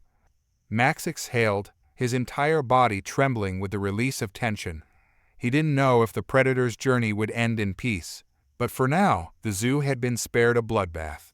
He turned and began walking back toward the control room, each step heavier than the last as the adrenaline ebbed from his veins. When he returned, the curators were waiting, their faces a mix of shock and disbelief. Commander Jarek was the first to approach him. You did it," Jarek said, his voice barely above a whisper. "You actually communicated with it." Max nodded, his mind still reeling from the encounter. "It's not just a predator. It's more than that. We have to stop seeing these creatures as threats or experiments. They're living beings, just like us. They deserve more than to be put on display or tested." Jarek stared at him for a long moment, then slowly nodded. "You've changed, Max." Max didn't respond immediately. He had changed. The journey that had brought him to this moment, the years spent studying animals, the lessons learned from predators and prey alike, had reshaped his understanding of the universe. He no longer saw creatures as simply dangerous or benign. Each one had its own story, its own place in the delicate web of existence. As he stood there, surrounded by the zoo's curators, Max realized that his journey wasn't over. There were still questions to answer, still mysteries to unravel. But one thing had become clear: redemption was possible, even for the most dangerous beings. It wasn't about erasing the past or pretending that violence and conflict didn't exist. It was about recognizing the potential for change, for growth, for transformation. Max's thoughts turned back to Tvorax, the predator who had shown him that even in the darkest corners of the universe, there was a spark of understanding, of connection. And in that connection, Max found hope, not just for himself, but for every living being that shared this vast, untamed galaxy. Max stood on the observation deck of the Galactic Zoo, his eyes sweeping over the sweeping biomass below. The sight was both familiar and profoundly different. The zoo, once a fortress of containment, now resembled an open ecosystem, an environment designed not to cage life, but to allow it to thrive, to grow, and to interact with the universe on its own terms. The once strict boundaries between habitats had been loosened, allowing species from vastly different worlds to encounter one another in a carefully managed balance. It was a transformation, but one born not out of necessity, but from the philosophical shift the zoo had undergone. The curators, once driven by their need to control, had embraced a new philosophy. The Galactic Zoo, in its essence, was no longer about superiority or dominance. It was about understanding the delicate, intricate webs that connected all living things. The once gleaming metal walls now blended into the simulated landscapes, merging with the jungles, deserts, and tundras that housed creatures of every size and origin. Technology still ran the zoo, but now its aim was to observe, to learn, and to appreciate life's chaotic beauty rather than to dominate or dissect it. Max watched as a group of tigers prowled through a dense patch of vegetation, their bodies moving with fluid grace, muscles rippling beneath striped fur. The predators had been placed in an alien ecosystem, not as intruders but as participants in an experiment of coexistence. They were no longer feared as killers or held as trophies. Instead, they had become symbols of survival, reminders that life's most essential struggle was the negotiation between power and balance, between strength and understanding. It had been nearly 2 years since the predator incident, since Tvorax, the alien creature whose breakout had threatened to unravel everything the zoo stood for. And yet, from that moment of chaos, the zoo had been reborn. Max had stayed, helping to rebuild the zoo's mission from the ground up. But now, as he prepared to return to Earth, the weight of what he had learned settled over him like the quiet of an ancient forest. He placed a hand against the glass, feeling the coolness beneath his fingertips, and thought back to how it all began. Earth had once been seen as a minor player in the grand cosmic scheme, a planet on the periphery of galactic civilization. But through its wildlife, through its predators and prey, Earth had become a crucial part of the Galactic Zoo's philosophy. What the curators once feared had now become central to their understanding of the universe.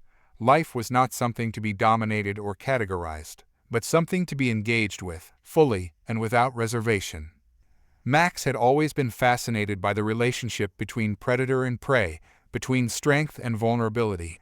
But his time at the zoo had shown him that this binary was too simple, too reductive. Tvorax, a predator by every definition, had revealed a deeper truth. It wasn't the act of hunting that defined a predator, it was its understanding of survival. the willingness to adapt, to evolve, and, in rare moments, to connect with what it hunted. In that encounter, Max had learned that even the fiercest creatures could be reached, if not through language, then through a shared instinct, a recognition of the struggle to exist in a universe that was neither kind nor cruel, but simply vast and indifferent. The tigers, pacing through the alien forest below, were not so different from the predators of other worlds. They hunted because they had to, but their movements were not driven by bloodlust. They were guided by an unspoken rhythm, a balance that had existed long before humans ever walked the earth. Watching them now, Max felt a deep sense of peace. They were symbols not of fear or violence, but of nature's incredible capacity for balance. In their world, nothing was wasted. Every hunt, every chase, every moment of stillness served a purpose. The zoo had begun to reflect that same understanding. No longer did the curators seek to display power over nature. Instead, they sought to understand the forces at play, the invisible lines that connected every living thing across planets, across galaxies. The Galactic Zoo had become a sanctuary not just for life, but for the very idea that existence itself was a process of constant negotiation. Power and peace, strength and fragility, were not opposites. They were two sides of the same coin. As Max reflected on this, he thought about humanity's place in the universe. For so long, humans had seen themselves as the pinnacle of evolution, the apex predators at the top of the food chain. But the zoo had taught him something different. Humanity was not alone in its intelligence, its strength, or its complexity. There were creatures out there that dwarfed human understanding, species whose lifespans stretched across millennia, whose technology made Earth's greatest achievements seem like child's play. And yet, humanity had a unique role to play. Max had seen it in the way Earth's wildlife had adapted to the alien ecosystems of the zoo. The predators, once feared, had found a place in these new worlds. They had adapted, evolved, and in some cases, even formed symbiotic relationships with creatures they had never encountered before. Max realized that this was humanity's true strength, not its dominance, but its ability to adapt, to learn, and to coexist. In the vastness of the universe, humans were not the top predators, but they were also not at the bottom. They occupied a space somewhere in between, constantly negotiating their place in the cosmic order. This was the legacy Max had come to understand. Humanity's greatest gift was not its power, but its capacity to learn, to grow, and to find meaning in the balance between chaos and control. As Max prepared to leave the zoo, he knew that his journey was far from over. The knowledge he carried with him, the lessons learned from the Galactic Zoo, would shape the rest of his life. He would return to Earth, but he would not return the same man. He had been changed, not just by the creatures he had encountered, but by the deeper understanding of life's complexity that the zoo had revealed. He thought of the tigers again, their sleek bodies moving through the forest, and of Tvorax, the predator who had shown him that even the fiercest beings could be understood. In the end, it wasn't about control or dominance. It was about finding balance, about accepting that life, in all its forms, was a negotiation between strength and vulnerability, between power and peace. Max turned from the observation deck and began walking toward the ship that would take him home. His steps were measured, each one deliberate, as if he was aware of the weight of every decision, every moment that had led him to this point. He carried with him the legacy of the zoo, but more than that, he carried the understanding that life itself was a constant process of becoming, never fixed, always changing. The ship's engines hummed to life as he boarded, the soft vibrations beneath his feet grounding him in the present moment. As the doors closed behind him, he took one last look at the zoo, a place that had once been a cage and was now a symbol of freedom. The transformation wasn't just physical, it was philosophical, a reflection of a deeper truth about the universe. Max settled into his seat as the ship lifted off, the stars outside the window blurring into streaks of light as they ascended. He thought about the future, not just his own, but humanity's place in the galaxy. The Galactic Zoo had been a microcosm of the universe itself, a place where life, in all its forms, coexisted, sometimes in harmony, sometimes in conflict. But in the end, it was the understanding of that balance, the recognition of life's interconnectedness that would guide the zoo's legacy, and perhaps humanity's legacy as well. As Earth loomed closer on the horizon, Max closed his eyes, a sense of calm washing over him. The journey ahead would not be easy. There would be challenges, conflicts, and moments of doubt. But Max knew, deep in his soul, that he had found something in the Galactic Zoo that would stay with him forever. The understanding that life was not about control or dominance, but about coexistence, about finding balance in a universe that was still learning to do the same. In the quiet of the ship, Max smiled to himself. The zoo's legacy was not one of cages or dominance. It was one of freedom, freedom to live, to learn, and to grow. And that, Max realized, was the most profound lesson of all.